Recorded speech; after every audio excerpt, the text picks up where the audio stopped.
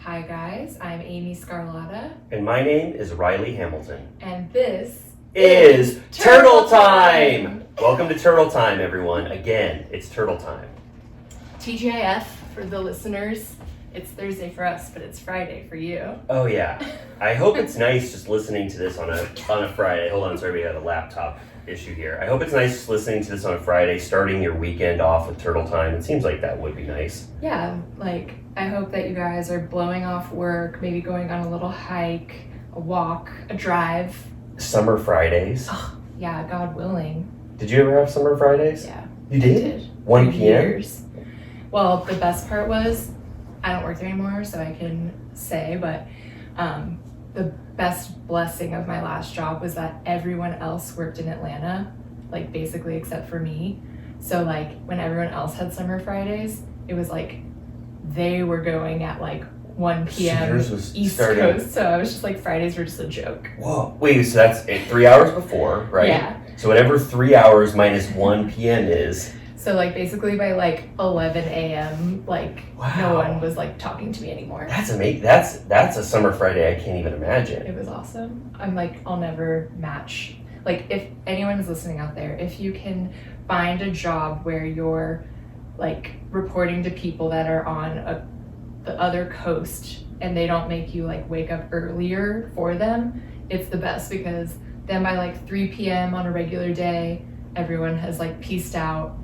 Like even if they work really late for their time, it's still like normal your time. So they fully let you start your day on a Los Angeles time zone. Yeah. You didn't have to adapt to their schedule. You didn't have to wake up at 6 a.m. for meetings at 9 No. a.m. And then you got the benefits of when they close down for the day. Yeah, it was like only the good parts. So if you're listening now, Amy just described one of the best hacks I've ever heard in the workforce. Get a job on the West Coast and report to an East Coast company that has Summer Fridays. Yeah. And yeah, you're pretty much in the clear. It's incredible. Your mornings are busy because they're firing on all cylinders right when you wake up. Yeah, except like, I don't know, it's like, but you're like waking up or like logging on like at their lunch hour. Yes. So like even when you're like logging it, sometimes it is a little stressful because maybe there has been like a crisis while you were sleeping. So you like wake up and you're like, oh, like right. What has been happening? So if you start your day, you grab your cup of coffee. Yeah. And then you take a big sip. And then it's 12 p.m. there and some insane thing There's already happened. been like a nuclear meltdown. But like, I mean, the thing was like, I am not an early riser. Like my perfect sleep schedule would be like 1 a.m. to 10 a.m. Okay. Like that would be ideal for So me. you're more of a night owl. Yeah. You like the night. Yeah. Like, how are you? I think you're an early riser, aren't you? Oh yeah. Yeah. I would like to start putting on my pajama hat and my pajama pants at 9:30 Oh, wow. and slowly make my way to bed and be in bed at 10 p.m. and wake up at like 7 would be my Okay. dream. I want to embrace the morning. Yeah, that's So nice. what do you like to do? Because I don't know many night owls anymore. I just don't talk to anybody about their sleep schedule, but I want to talk about it with you. What's enjoyable about the 11 p.m. to 1 a.m. time? I feel like it's probably a similar joy that you get from the early hours. It's like to yourself. Yeah. Like, I also think historically, like I'm not working right now, but I think there's a name for it, but I've felt this over the years of like when you are giving your time to a job, you stay up late at night to reclaim your free hours. Like you want to have as many, like if I went to bed at like 9 p.m. and then when I woke up in the morning, I just had to be at work again. True. I'd be like, I have no hours to myself. True. But if you stay up late, you're like, the night is mine. The night is mine. I love that. Yeah, I want to embrace the night more, but I also do love the morning. And I don't think I ever have to wake up that early for work, at least for the last 2 years. So I sort of like having the morning time. But I'm not reclaiming my freedom from a job, so I think maybe that's why I do that. I think I'm just like also biologically like a night owl. Like well, I think that's so true. People just have different rhythms of when they want to be. But night owls are stigmatized. Why? Like because it's I feel like people embrace the night. if you like most people like sleeping until 10 a.m. is like insane to most people. Like they think that's like sleeping till like 3 p.m. Do you think some Turtle Time listeners are gonna get like kind of fired like up? just be like, she sleeps until when? It's seriously like, if I tell like my parents or like my sister who's like a workhorse, like they're like, she sleeps all freaking day. Yeah. But they don't know that you're staying up and you're reclaiming the night and you have 3 hours of night to yourself, which are fun. Yeah.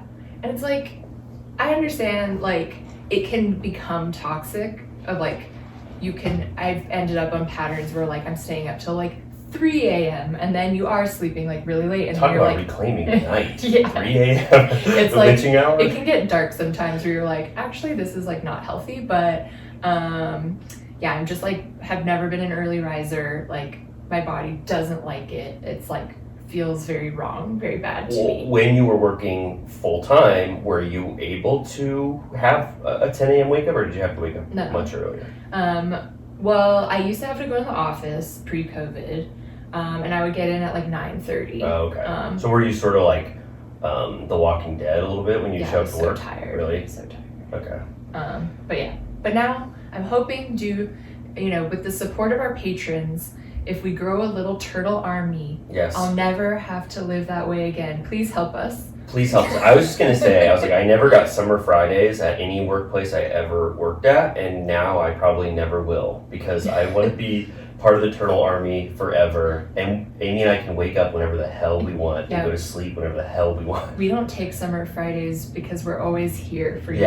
Yes. Yeah, and I want to spend as much time watching all the Bravo I can between 11 p.m. and 1 a.m. at night. Oh yeah, that's definitely like been a problem when you're like marathoning and you're like, just one more. Yeah. Just one more. Yeah. Well, we're watching Summer House right now and I'm having the time of my life. But it's almost too fun for me to watch at night because they're partying and screaming and having the time of their lives. Like, I don't want to watch that before bed when I'm about to let the night take me. You know what I mean? Yeah, I watched like all of Summer House during COVID, like in early 2020. Oh, wow. It's and that COVID season. It felt like a replacement for like actually partying. Yeah. Like I was like living vicariously through the Summer House crew. I get that a little bit too. Yeah. I'm kind of like, I feel like I'm partying with them, which is really nice.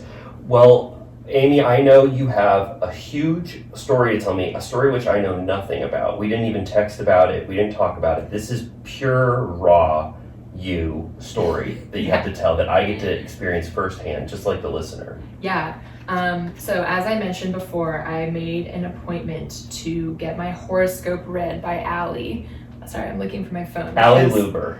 Yes, she sent me my birth chart, so I can read off of that. But so I made the initial reservation or whatever when we were at SIR like a month ago or whatever. Drunkenly, you went to her calendar, right, and made a reservation on it? Yeah, because there was an availability for like the very next day, and I was like, well, if I can do this tomorrow, I'm definitely gonna do it. And then the next day she was like, I don't know why it said I was available, because I'm not. So that was disappointing, but she rescheduled for what was this past Tuesday, and it was a Zoom call. She was running a little bit behind. She said that Mercury is in retrograde this week and that it had been a crazy day for her. She also said that last night, Wednesday, the night that VPR airs, there was an eclipse and that shit goes down on the eclipse. I saw that someone on the news was saying in 10 years the eclipse hasn't looked like this. It's like, I don't know, some sort of eclipse. But I have a couple questions just before you get into it, just so that I can have my bearings during this discussion. Yeah. So 2 questions. What is a birth chart? So it's like, I think it's like the alignment of like the planets, etc., like at the time of your birth. All of the planets? I think so. It's like, basically there's like... Wait, I'm taking a little peek. Oh yeah, I'll show you. This is my chart. It's very complicated. Looks so amazing. I want one immediately. I want a tattoo. You have to do it. I want that tattooed on me. I love it. So did they have to change things when Pluto was not a planet? Because that would have changed horoscopes, I think, tremendously. That's a good question. I have no idea. Let's ask Ally when I do mine. I didn't ask her like almost any questions because I was just like, I had no idea what was going on. So maybe by the time you do it, you can like really like get into the details. Okay, so a birth chart is just where the planets were when you were born, based off the time and date. Yeah, and where and year. like the location of your where birth. So like you have like the city, the exact time, and like date. Because as I discussed before, my mom had given me the wrong time. Right. She had said 3 a.m. instead of 3 p.m. And I did email Ally about that, but she had not updated it when she pulled up the chart. And I was like, oh, like actually the time is different. And she was like, thank God you told me, because it would have been all wrong. Oh my God. Which it turns out, like have you ever used that app CoStar or heard of it? No. It's like a horoscope app where like you can like sync with like your friends, and it gives you like a daily recommendation or whatever, and it like tells you about your horoscope. But I've had it for years, and I check it when I feel like it, like very rarely, but I realized that all the information was wrong because I had the wrong time in there. It's been saying like this is your day, and it really is like this is not your day at all. One last question before we get into it. Mercury in retrograde. Yeah. What does that mean? Because I've heard it so often. What does it truly mean? I mean, I don't know the actual definition of it. I just know that it means that like shit is going wrong. Like it like affects. I was talking to my therapist today about it because I was like, apparently Mercury's in retrograde, and she was like, the only thing you need to know about that is don't sign any contracts, and like just know that like things aren't going to go the way you thought they were. And I was like, what? Whoa. And I'm like, I hope I don't have to sign a contract tomorrow. Like we're going to sign a huge contract. Our big Loverboy deal. We're signing a huge contract today. Okay, but so it happens pretty often. It's not like yearly or anything. It happens like often. But I don't know like what the definition of like retrograde. Okay. I don't know. So sorry to derail you, but that's why Ally was late. So sorry. Continue your story, but that's interesting. So she updated she was just using like a site called, let me see what the thing says. It's called Astrodionist, like astro.com is what she was using, which I think she just has like a membership and like types in the info, and then she like interprets the chart for you, because even after talking to her for an hour, looking at the chart, I have no idea what I'm looking at. Like it has all of the horoscope symbols around the ring, and I'm like, I don't even know which is which, because I don't know all the horoscope symbols. Like I more know the ones that are like a goat or like a crab or whatever, and these are like the real ones. I think I'm the man who has an arrow. Okay. See, like, well, there is an arrow. Is that Aries? Oh, you know what? I'm Sagittarius. I'm not sure what my symbol is. I might be wrong. I'm so out of my element. I'm sure there are listeners that know a lot about this and are like, "You're an idiot." Like, shut up. Did she let you record the Zoom?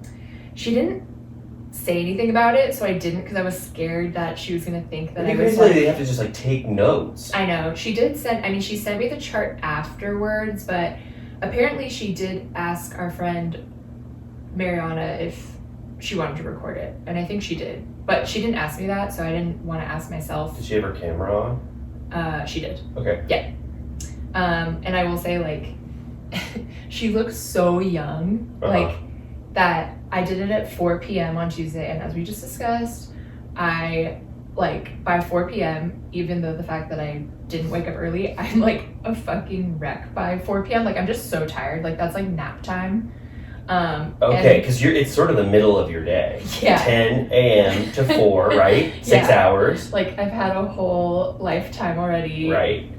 Do you nap at 4? But sometimes. Okay, yeah. Like, definitely during, work from home era, when I was, like, working a regular job but from home, I was, like, quite often napping, like, at, like, 3 or 4. Okay, so what was Ally like, right when you got on the Zoom? Like, I know Mercury was in retrograde, but what was she like, right when she popped on? She seemed, like, slightly frazzled because she was late, but it was fine. It was, like, 10 minutes late. She's probably doing a lot of readings right now. Yeah, I'm sure. A lot. Yeah, she was, like, booked up. So, again, it was only $50, and it was, like, 45 minutes. So, wow. You know, anyone out there that's curious, I would say it's definitely worth it. But she said, you know, we got everything settled. She pulled it up. She said, is there anything you want to focus on? She was like love or career. And I was like, love and career sound great. Like, let's do that. But it was pretty much like, so I guess I got the basic witch package. Whereas there's another one that I don't remember what it's called, but it's a little bit longer and a little more in depth, which our friend Mariana did the longer one, and in that one she got into like past lives, which like she didn't mention to me. I'm getting that one. Yeah, you should.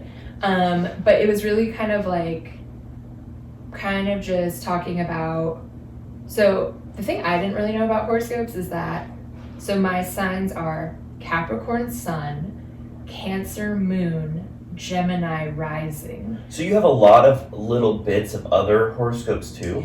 Yeah, so that's the thing that I think everyone knows this, like, well, a lot of people know this, that like, you know, everyone's always like, what's your rising, or like, You're right. whatever, and I'm like, I don't know what that means, but Yeah. it was interesting to learn, like, because I'm always like, I'm a Capricorn, like, that's how I identify as a Capricorn, because Right. that's like your birthday one, but based off of her reading, like, it's not really about like that one, it's like about all of them together. So I've been like just thinking the entire, I've just been saying I'm a proud Sagittarius all my life, and there's probably so much more to it. Yeah, like that's like, I think like the base one, but then it like reacts off of all of these other elements, and then there's like a million other, like, I'm showing Riley the chart here, like look at all the symbols within. So, I can't describe to the listener how cool this birth chart is. I'll You guys, post it on I'm the sure, Patreon.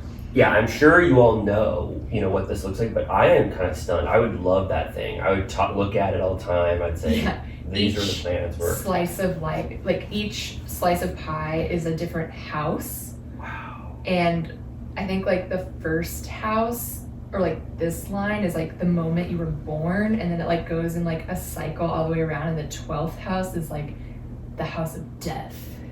She was talking about the 12th house on like 3 episodes ago when she was talking about James and her. She was saying something about the 12th house. She said it's her favorite. Whoa. I want to get to the 12th house. So Yeah. was she overall, well I guess I want to know, what did she say about your love and career, if it's not too personal? I understand if you don't want to talk about it. Well, mainly I do want to hear about career, because that does affect me. Right.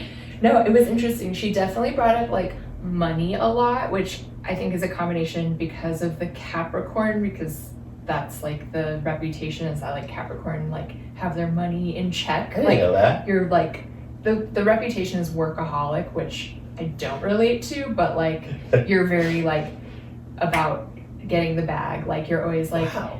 like figuring out Is that the main identifier of Capricorn? It's one of the big ones. Wow. Yeah. Wow. Okay. Yeah. But she was talking about like, she said that she could see like multiple streams of income for me. Oh my gosh. Week merch. Yeah. Patreon subscriptions. Yeah. Oh, She was yeah. like freelance, like whatever, and I was like, that's interesting, because again, I didn't tell her anything at all. Wow. And I was like, You didn't say I co-host the Turtle Time podcast? I did not, but actually I kind of regretted not saying that, but Right. not saying like, actually, like, I recently have become unemployed, and historically I've always had an office job, and I'm pursuing other creative endeavors that I'm Yes. hoping to make a job out of. Like, I think I just didn't want to like steer the conversation.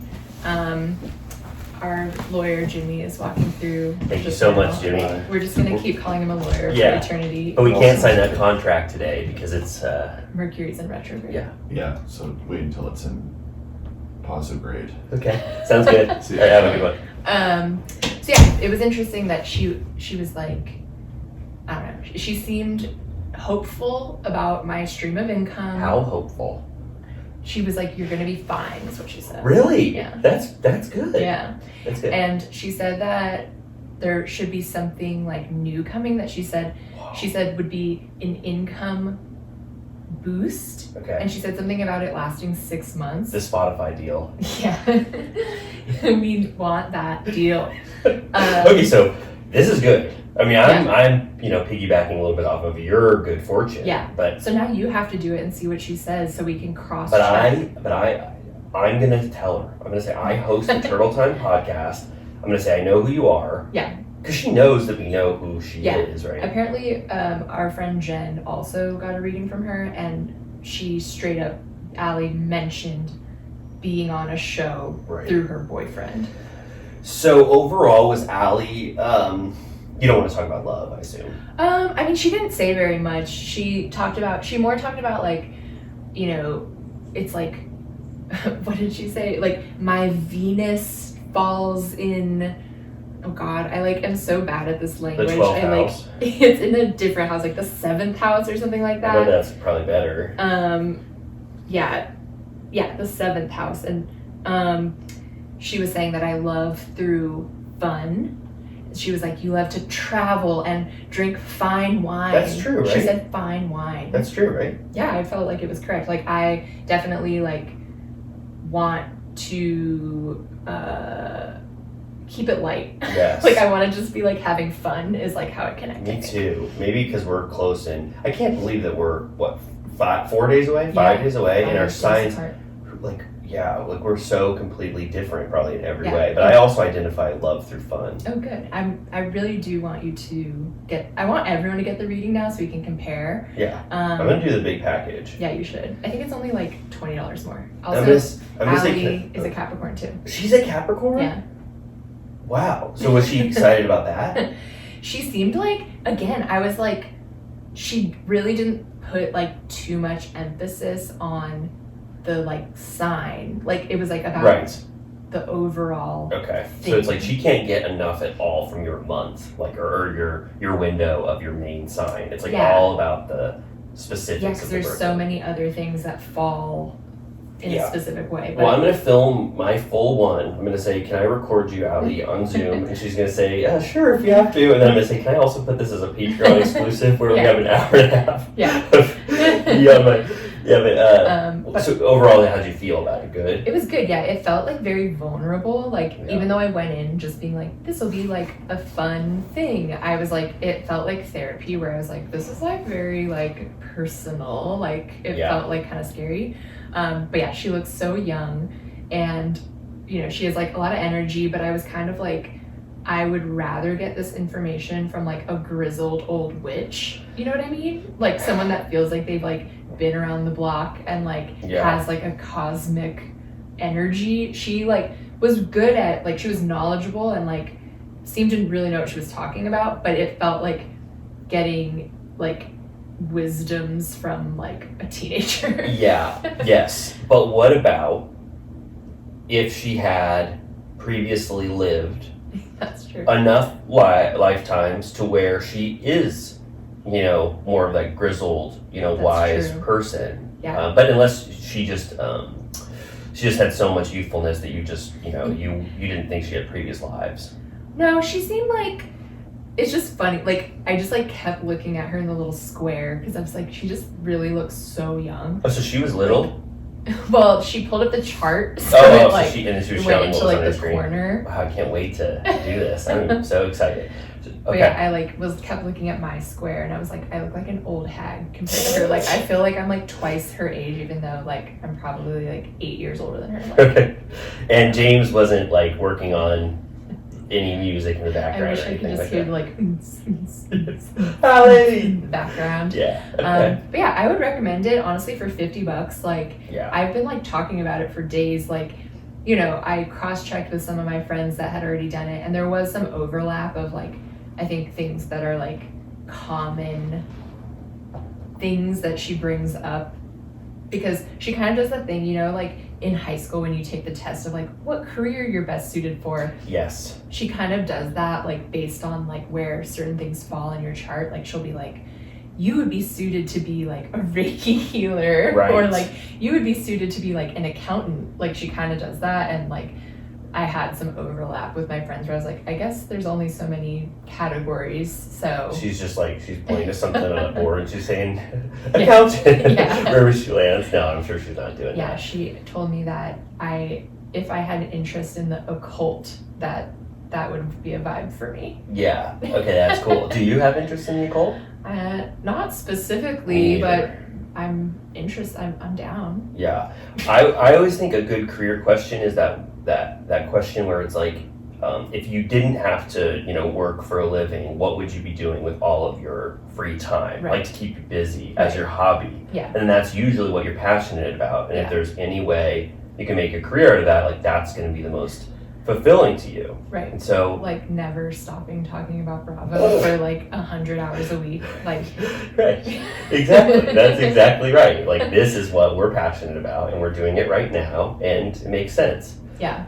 I know. I've been talking to everybody this week. I got a haircut and I was talking to my hairstylist, and I was filling her in about the podcast, and I was talking about BravoCon and how like we have to go. And I was like, I mean, I would want to go anyways. Like, I've been dying to go for years. Me too. And Vegas is the perfect opportunity. Like, we'd probably go anyway. Yeah, just for sure. Like, absolutely. And I was like, I guess that's what they meant when they said, like, if you love what you do, you don't work a day in your life. Exactly. Like, work could possibly be us going to BravoCon. Like, could it get more fun than that's that? heaven. Yeah, like, so we were talking about somewhere, but it's like doing a shot ski in front of Vanderpump Rules, and it's like, that's our job, we're reporting on it. Like, that could not be more fun. Yeah. So I feel like she validated my path. But yeah, I'm kind of curious to keep an eye on all of this stuff that she taught me now that I kind of know. Like, she kind of explained it to me.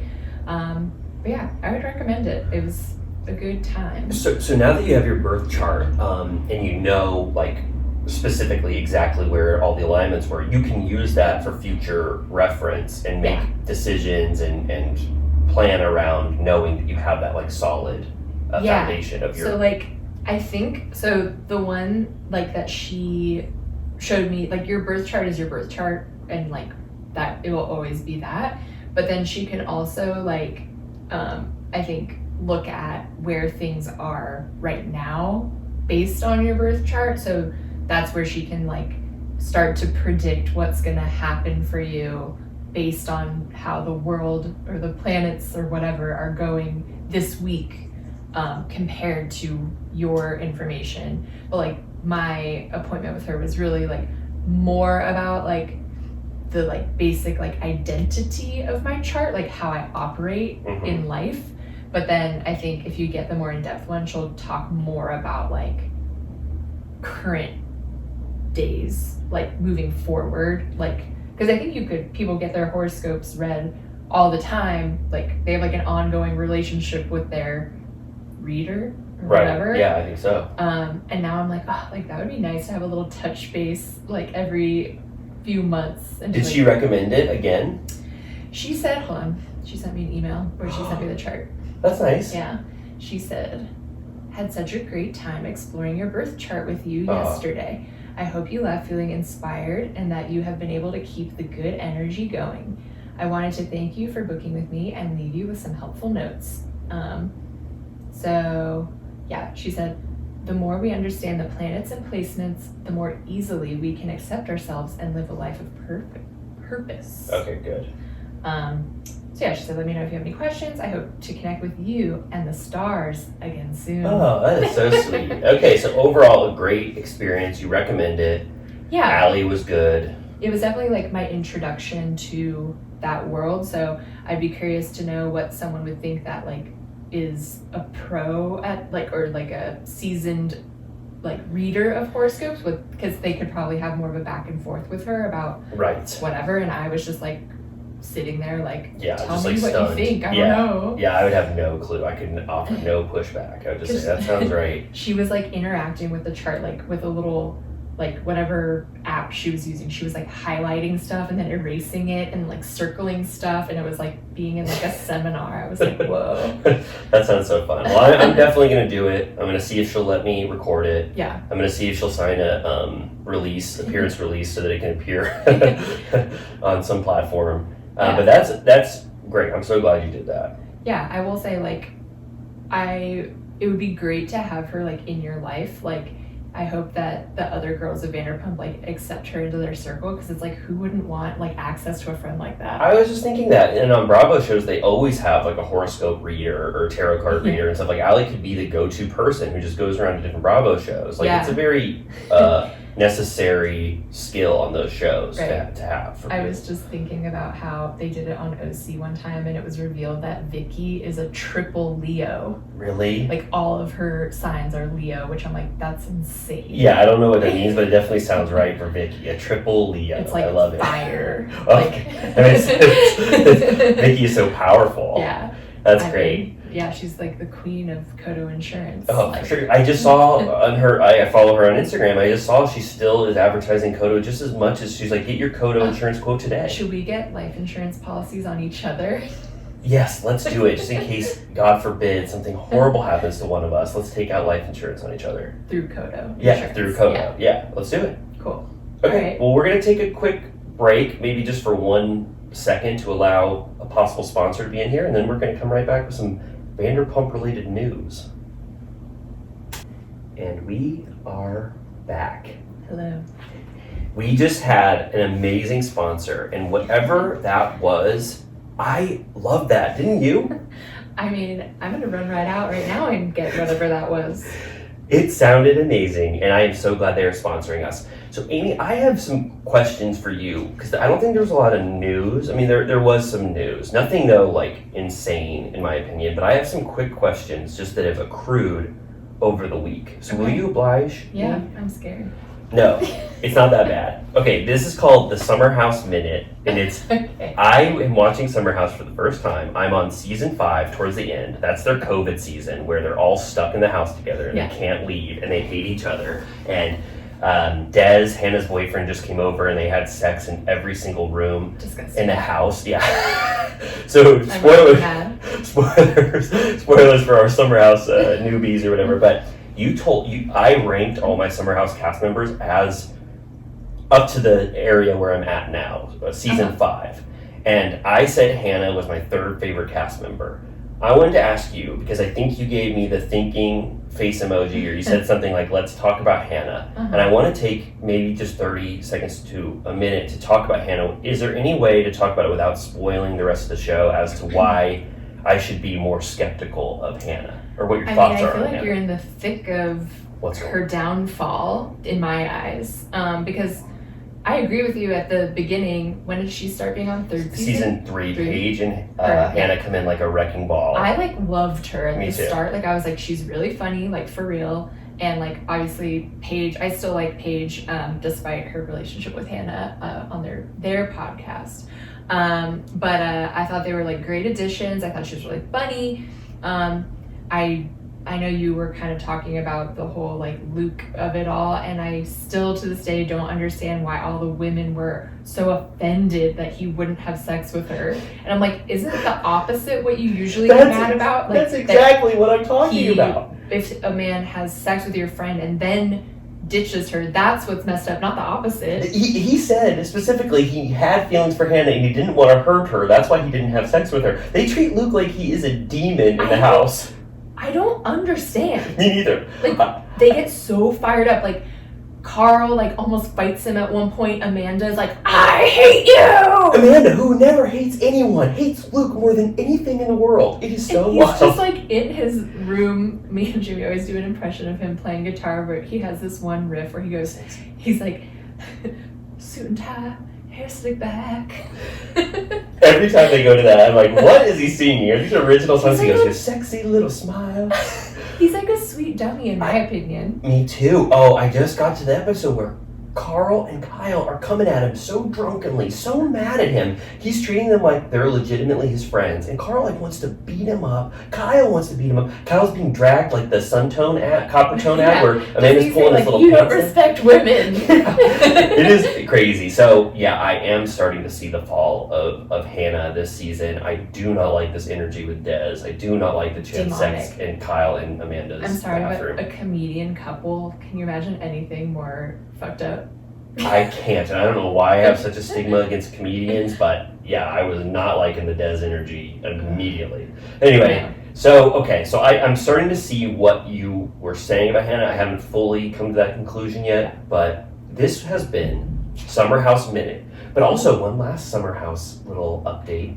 When I ranked my cast members, I put Amanda as my 5th favorite cast member, which I now think is kind of low, but I love Kyle, I love Paige, I love Yeah. Carl. Amanda 5 is okay on a Yeah. cast of vibrant, wonderful people. Yeah. But Amanda commented and she said, all I got from this is that you need some Loverboy ASAP. So first I was a little bit offended because it was like all she got from like there was nothing else to get. I was sad immediately that I ranked her number 5 on something that she actually looked at. Like, that sucks. Yeah. But then she confirmed it. Someone on the Loverboy social media on Instagram said, you're getting some Loverboy courtesy of Amanda. So they remembered from TikTok. She commented, and I wrote to them on Instagram, and they said, you are getting some Loverboy courtesy of Amanda, so we are going to open it on air whenever I get it. Maybe You sent your address? Yeah, I sent them my address. I said, please don't do anything other than send me Loverboy. You know what I mean? Don't prank me or do anything else. But I think they're just going to send Do you cases. think it's just going to be the drink, or do you think we'll get hats? Oh, I hope they send me the full-blown care package. Obviously, I'm hoping that. But I think they asked, what do you want from the Loverboy? And I said, I've loved every single taste I've had of any Loverboy. So you can just surprise me. So they'll probably give me whatever's in the... I'm just kidding. They're going to give me like... Yeah, I wanted them to choose, you know, and then so we're gonna open that on air. Not like that's that exciting, but you get to. No, it is really exciting. It's from Amanda. Like I hope she. Yeah, we have to do an unboxing vid. I hope like Kyle. Yeah, I want to do that. I hope Kyle and Amanda like gave it a little kiss before they shipped it to me, or they wrote me a little note. Yeah. No, I've been seeing some Loverboy TikToks, like a day in the life of like, whoever their social manager is. Good job. I know it's a tough job, but she was like out at a meeting with Kyle and Amanda, and I was like, I actually like would love to watch this, so I need to check in with their TikTok more often. Yeah, it's so fun. I mean, I'll take any Kyle I can get. I love him so much. I'm so proud of him. Besides how he reacted to Luke, but then he apologized and called him really sad the next day, and I was like, that is so sweet. Yeah. No, it's interesting. It's Carl you gotta worry about. When he gets drunk, he's the meanest man I've ever known in my life. I know. Well, now he's sober and it's kind of depressing, but I mean, I'm happy for him, but he seems sad. But anyways, also the Luke stuff persists all the way to the most recent winter house where still mad he at has him? to leave in the middle of the night because he's like accused of like making unwanted advances, which like... Is it unfounded? I think so. Whoa, I feel like I'm in an alternate universe with how they act to Luke. It's like, really Luke weird. doesn't deserve this. He just seems like a normal guy. I don't know. It's really weird. I feel like he just like, he rubs people the wrong way, and I don't understand why. It's like the gaslight is on in that house. They're like trying to make us all hate Luke. And I'm like, he seems fine to me. He's not so much worse than how Kyle and Carl have treated women in the past. Especially like now there's like way worse demons on the show, like this guy Corey that is like a demon. He's just like I can't wait till you get to the demon season.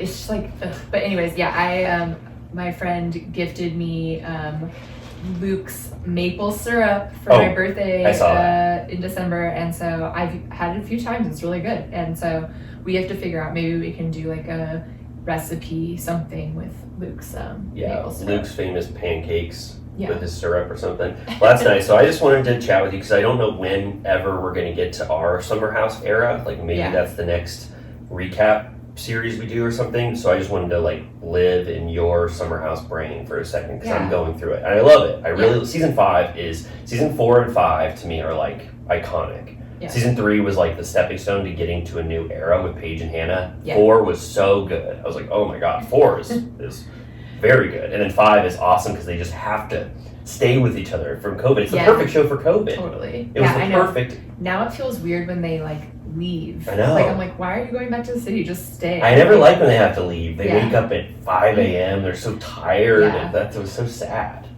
Have you already watched the Boston Tea Party? Yes, where they got tea. Yeah, that's in like season 3 or season 4. It's so funny. Yeah, it was so good. Like just completely like destroying the pool. They're like trying to get the tea leaves out of it or whatever. It's so funny. Yeah, so that was the Summer House Minute. I wanted to share some sad news really quick.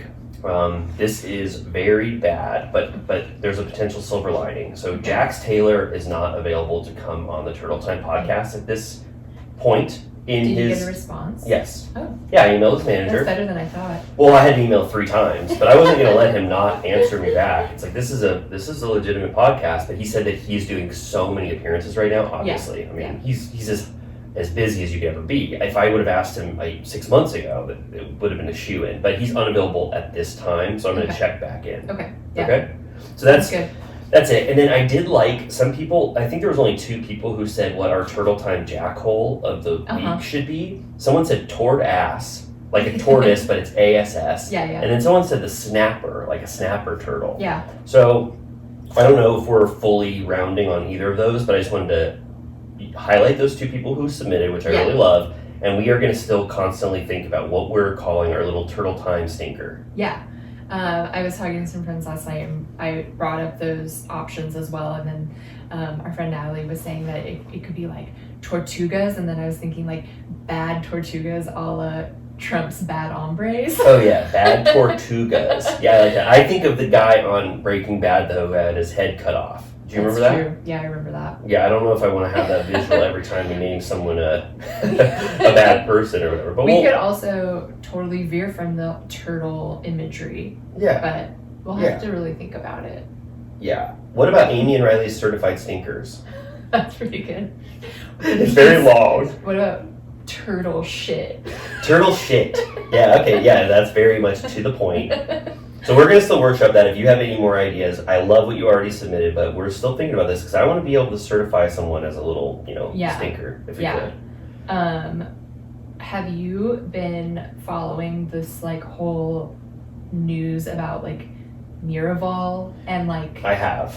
Do you believe? Because it's all kind of like rumors. So okay, first of all, so the news in the past week was that Raquel had checked into a mental health facility. Yes. Which I hope she's okay. I'm just gonna say that first. Like, take care of yourself. Of course. Like, we hope Raquel is okay. Nothing warrants, someone having a mental breakdown. Yeah.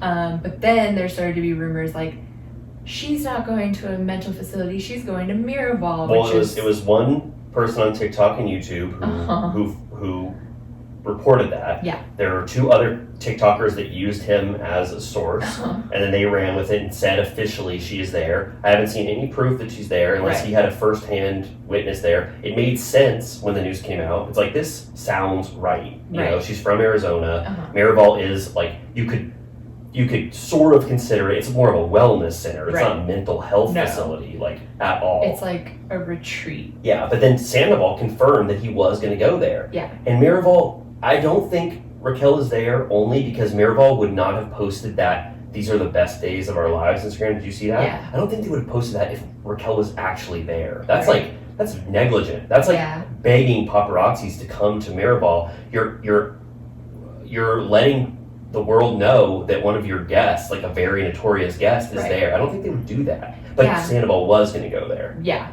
Yeah, so I think that someone found out that Sandoval was going to go there and then like conflated the 2 together, but people are still trying to say that she's there with him. Like, now they're saying that maybe he's at a different place that's not Miraval. It's called I know. Canyon. Oh, good. Yeah, something. Canyon Ranch or something. Yeah. I have it. One of our major Turtle Time fans told me about it. I can pull it up. I don't want to waste airtime, but it's like something just like that. Yeah, like he's been doing archery. Canyon Ranch. Yeah, so maybe he just switched because he was mad at Miraval for posting on Instagram. Yes. But it's like, okay, so first of all, I'm like, I understand that Miraval is not a mental health facility. Like, they have a bar, so. Did you know I've been to Miraval? Did I already tell you that? Did you love it? I've always wanted to go. Oh, it was amazing. Can I just take me. you on a 1-minute journey?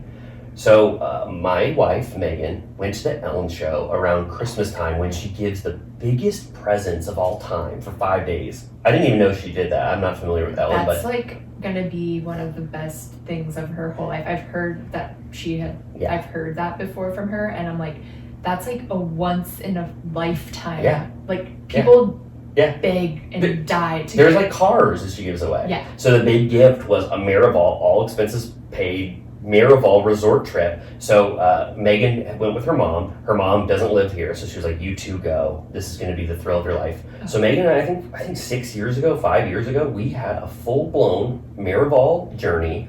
I was there. They have massages. They have a beautiful pool. Beautiful rooms. They're very quiet. Yeah. They have nature walks. You can do little equine therapy. Oh, I hadn't seen New Jersey or any Bravo when I went to Miraval. Yeah. I did not know how sacred of a Bravo spot that was. Oh my God, yeah. If I could have seen, I think that guy's name was Wade. Uh-huh. If I could have done horse therapy, I know it would have changed my life. That's one of the most impactful things I've ever seen on Bravo is of the New Jersey If you can cast. pick up the hoof. Yeah. Isn't that also where Shannon got bonked? Yes, they go to Miraval. Oh my God. Miraval's been featured in Bravo like 5 times. I've always wanted to go. Oprah used to talk about We will it go. back in the day, and I'm like, yeah, I will go.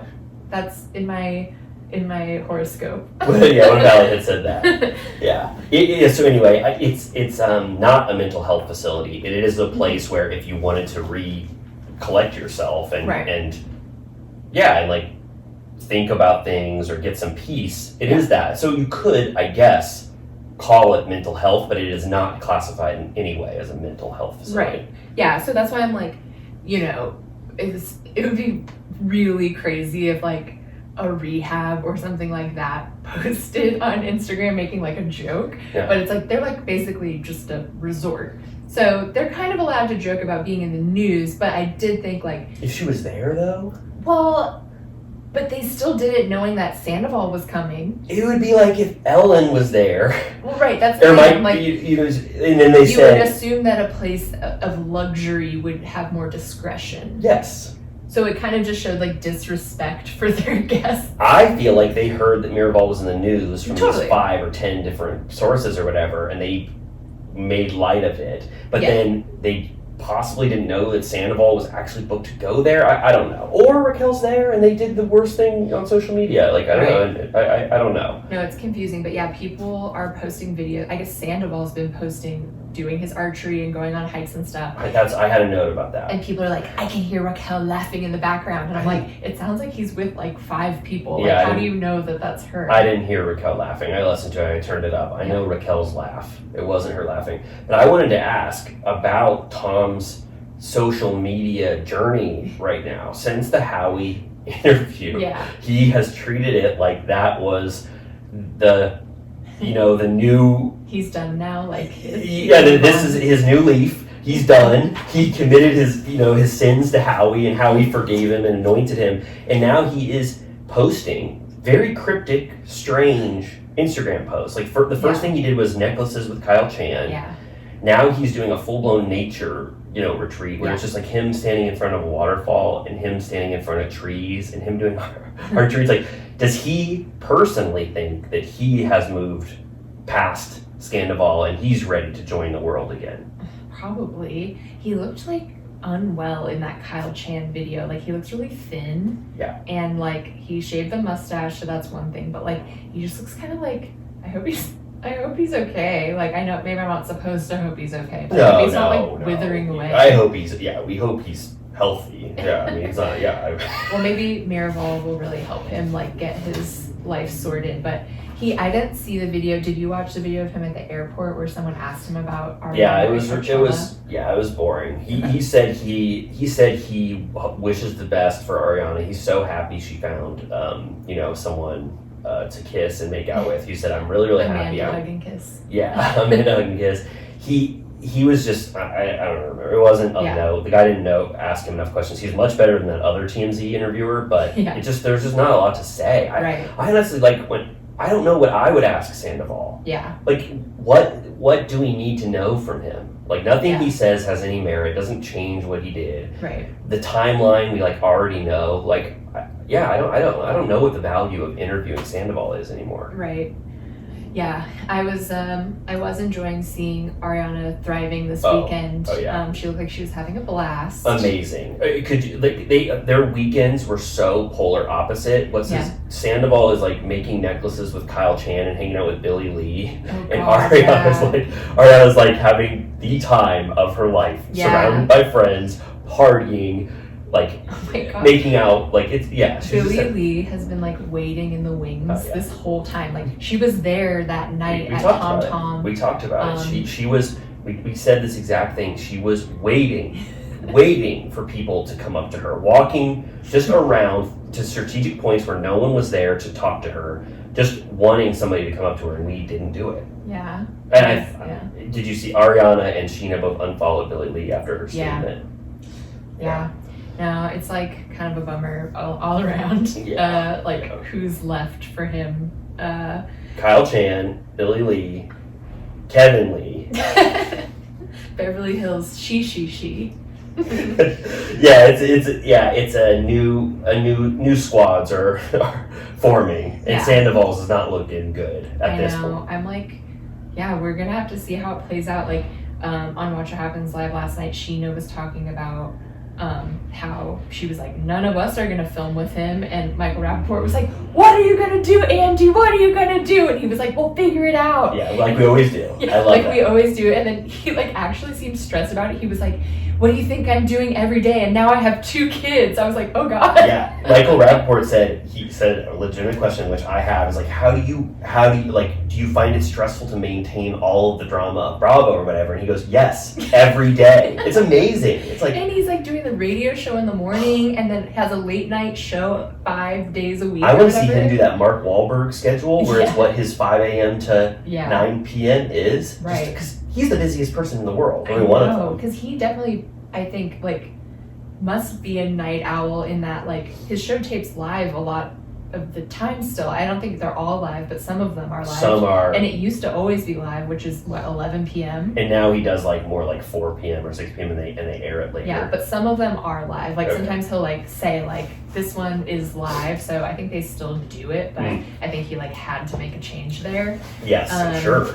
But yeah, I'm like, he must have help at home because, like, he really does seem like he spends a lot of time with his kids, judging by social media. Like, I don't think he's like an absentee dad. Seems like he spends time. No, he seems like such a great dad. He seems to me, for how busy and stressed he says he is, he seems so calm to me. Like, just such a calm spirit. I can't even imagine. I can't wait to read the Daddy Diaries. Oh, I can't wait. And I mean, we can just say really quickly, Amy and I are going to go see him live. I forget what the venue is, but in Los Angeles, we're going to go. We get signed copies of the Daddy Diaries. Yeah, even though I think we should be sent the, what's that called when you get the advanced copy? So we can review it. Yeah, we should get a copy, but we'll pay our way in just to be in his vicinity. This is just our start. I've done that for all of his books. That's awesome. He always does something, so.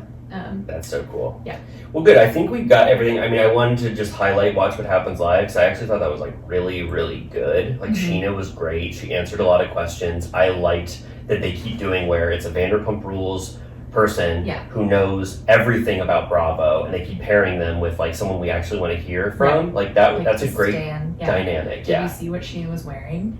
Yes. Every night is VPR night, the classic new emo night merch, which I love more than life, and that Megan and I bought one. Nice. Did you know that? You didn't buy one. No.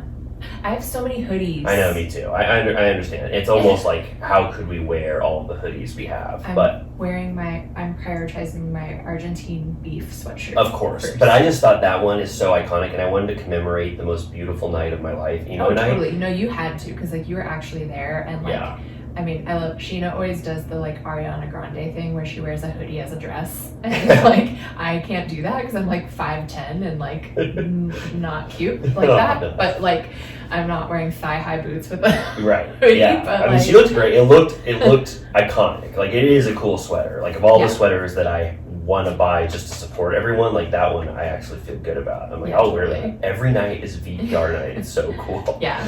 I love I think Michael Rappaport in the context of Watch What Happens Live is very funny. And he gets so fired up. He was literally like leaning out of his chair the entire show, like in Sheena's space. I know. Yeah, he was like touching her and stuff. And yeah, I really liked it. I like that he said like Sheena and I text. Yeah. And, like that was so fun. It was a great Watch What Happens Live. It's almost too much to even like discuss. It was rapid fire. It was quick. It was great. It was informative. Yeah, I loved it. Good energy. I loved when he said regarding the Howie Mandel thing. He was like, if you want to talk about Bravo and Vanderpump Rules, you have to come and sit in Andy's chair. I was fired up. I started hooting. I was like, he's right. Like, that was awesome. Yeah, I think we said something to that effect where it's like, you have to pay the Pied Piper. Yes. You have to sit it all comes back in to Daddy's chair and answer to Daddy. Yeah. Well, yeah, he disappointed Daddy for sure. Yeah. So that's great. Well, we're going to take a quick break. That's the news that I wanted to talk about. And we are going to come back and we are going to recap this week's episode, Mistress in Distress. Yes. And thank you to Loverboy for sponsoring this week's episode. We love you so much and we can't wait to drink those drinks that you're sending us. Yes. Okay, so we have this week's episode, Mistress in Distress. Was that episode 11? That was episode 11. Last week was the iconic number 10, and now we're at 11. Yeah. So I know I saw your TikTok. You were underwhelmed. I feel so conflicted about how I feel about this episode because so many people are talking about how great it is, and I was just legitimately pretty bored the whole way through. But so I want to ask you first, because I know if I'm wrong, I'm going to feel so bad and embarrassed. How did you feel about this episode? There is no wrong. I know, but I don't want to be wrong about Vanderpump Rules. But I mean, I watched it with a few friends, so I feel like that always like dials it up a little bit because you're kind of like commentating throughout. But I mean, I see what you mean because I do think it was kind of like an in-betweener. Like we're on the very edge of like ushering in the Sandoval era. Like it's been finally spoken out loud for the first time this week. Yes. So now I feel like next week and beyond, it's like, it's on. Right, but I can't enjoy an episode, for me, I can't enjoy an episode just for the hints of what we know is to come and like the start of something. Like I want to watch an episode as a piece of entertainment, not for what it's leading up to. Right. And so this episode for me, almost every scene was like sort of boring. It was a come down, especially after last week's episode that I loved. Yeah. This was more informative. I was like, oh, that's an interesting conversation. Oh, that's interesting. Oh, that's interesting. But just overall, I didn't think it was very fun or entertaining, and I was bored. It was overly long. It was like an hour and 10. Extra long, supersized. It does feel like the topics that we're covering have now been being discussed for a long time. Yes. So it's kind of like repetitive, and it's like, we're going to Schwartz and Sandys again. They're still not opening. Like Raquel is being judged over again. Like it's like I mean, a huge note too is just 20 minutes of it. I do not care at all about the Oliver story. No. I do not care because I know it doesn't factor into any of the future. Right. I think it's a total red herring. It feels like the most staged storyline we've had in a long time, because that's how it felt when they were in Vegas with him, and then it felt that way again this week, where like this week when she meets up with him for whatever reason, because it was like a 5-minute conversation, I was like, you really had to come order a Moscow Mule to talk to him. You couldn't have just like called him. But so it felt very it's a way to get Lisa in also. Yeah, like, it felt like The Hills or something. So when you were watching with friends though, you were having fun. Like you were like I think there were a few hoot and holler moments on this episode. When did you hoot? You want to tell me when you hooted when we recap it? Yeah, we'll go through. Yeah, because I'll tell you when I hooted and I'll tell you when I scowled. Okay. All right, so let's break it down because it was a dense episode. There were so many scenes. Like it was a lot of stuff happened. Right. There's nothing very fun in my opinion. Right. So yeah, it opens up. We can skip right past just Sheena and Brock writing thank you notes. Wait. We have to talk. That was like, okay, fine. Anyways, next. And then it's the scene that I think they showed before. I don't remember if I saw it online or if it was in the preview, but like Katie dropping by Schwartz's to pick up the dogs. He's like in distress. Yeah. Talking about how the restaurant is floundering, and she's like, okay, bye. I thought there was merit to that. I thought that it was interesting to see Katie just like leave him in the dust with his feelings or whatever. Right. He probably does gripe to her a lot when she comes in. That was interesting. And then it led into the phone call with Sandoval while he was doing the confessional. Yeah, I loved that. Like, he was like, they're so like codependent. Oh yeah. Where he was like, I can't not answer. Yeah. And they're like, we'll cut for a minute. Yeah. And he's like, okay. And have they ever shown a phone call in a confessional on Vanderpump Rules? I couldn't think of any times when they've ever done that. Yeah, I think there may have been there might be precedent for that, but this one felt very candid. Yeah, and they're both like, Schwartz is like, I did nothing wrong. I was just having fun. Yeah, I was living La Vida Loca. Yeah, then Sandoval, you did nothing wrong. You did nothing wrong. Like that's that's what they tell each other. Like Right. this was not wrong. This was not wrong. So that Right. was, Yeah. I don't know, sort of Sandoval interesting. has spray tan knuckles when he's holding the phone. You can tell he's like freshly spray tanned. I didn't notice that. And then Schwartz is trying to be like, I swear if you married Katie next week, I would be in full support. It's like, well, you shouldn't be. That's fucking weird. I know. It's like that gives us a glimpse into your brain. You just do not care about Katie enough to think it's strange your best friend like wants to marry her and never talked about it. Like he thought that was more revealing, I thought, about him than it was about anything else. Yeah, it's so weird that like we'll get there, but like Sandoval just keeps trying to be like, it's all a big deal. It's all a big deal. And I'm just like stop talking about it. Like it's not like your problem. Yeah, no, we'll get to that. But I was also like, he tells Katie it's not a big deal to her face. It's like, you have no idea. It's not about you in any way. Yeah, like just don't bother. It's just like so pointless. Just like stop. Yeah. So yeah, okay, so then we get to Charlie and Raquel are in a park in Beverly Hills and they're taking like Charlie's taking photos of Raquel for like Hinge. apps. Very clearly just a dumb excuse for them to get together. Yeah. Charlie lays the hammer down on Raquel. Yeah. And from a moral standpoint, it says that was horrible what you did. I like that she told it like it is lovingly because everyone else is kind of like, what's wrong with you? Which like is valid, but she's like, I love you, but like you shouldn't do that. Yeah, that was good, Charlie. I was like, okay, yeah, Charlie has obviously the right perspective on this. I like how she told it to Raquel. Yeah. Raquel is still so flustered that this is a big deal, which is insane. How can you be so flustered by it? She also says something like, we're not going to date or whatever, but then in her confessional she says, I would have dated him if he was interested in me, basically. Yeah. Like if Schwartz wanted to continue that relationship, she would have done it. So this is not on her. It's not her decision to stop this relationship. Totally. Also, Charlie said something interesting. She said, like, you shouldn't have done that.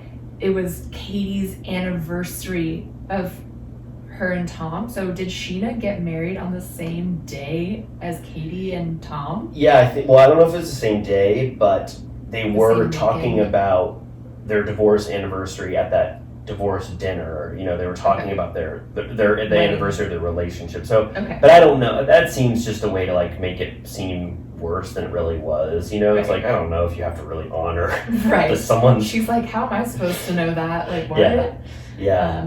So that was interesting, but boring overall. Yeah, boring. Very boring. What were they doing? No.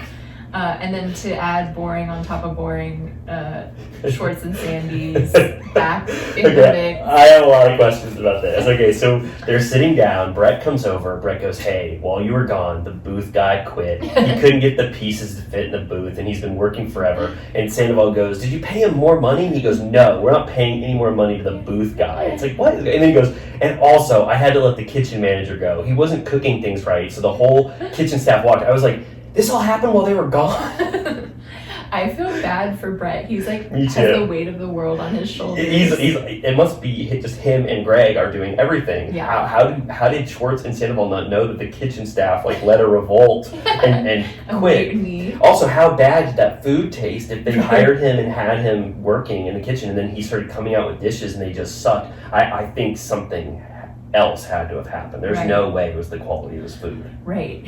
You know what? I'm also still very confused because Sandoval was saying like, he was like, this is all on us. He said, we're $1 million in. Like, I could lose my house. I could lose my mom's retirement, blah, blah, blah. Right. He was like, Brett can go get another job. Greg can just like give up the lease or whatever. So I'm so confused. Like, what does it mean that Greg owns the lease? Because he doesn't own the building, but he owns the lease? Oh, maybe. So maybe. Is he like subleasing it to them? Like, how I don't does think that he work? owns the building. No. So But what does it mean that he owns the lease? He must have been on the lease, like he's outsourcing the restaurant to these two Schwartz and Like, Sandoval, is he, like, but he's still on the lease. charging them like I have no clue. more than what he's paying on the rent? A problem with these scenes is that I want to know actually what the hell is going on. They keep I blaming know. Greg for stuff, and it's like Greg seems very competent. I'm sorry, every scene they show of him, he's just saying, I need these practical things done, like we talked about last week.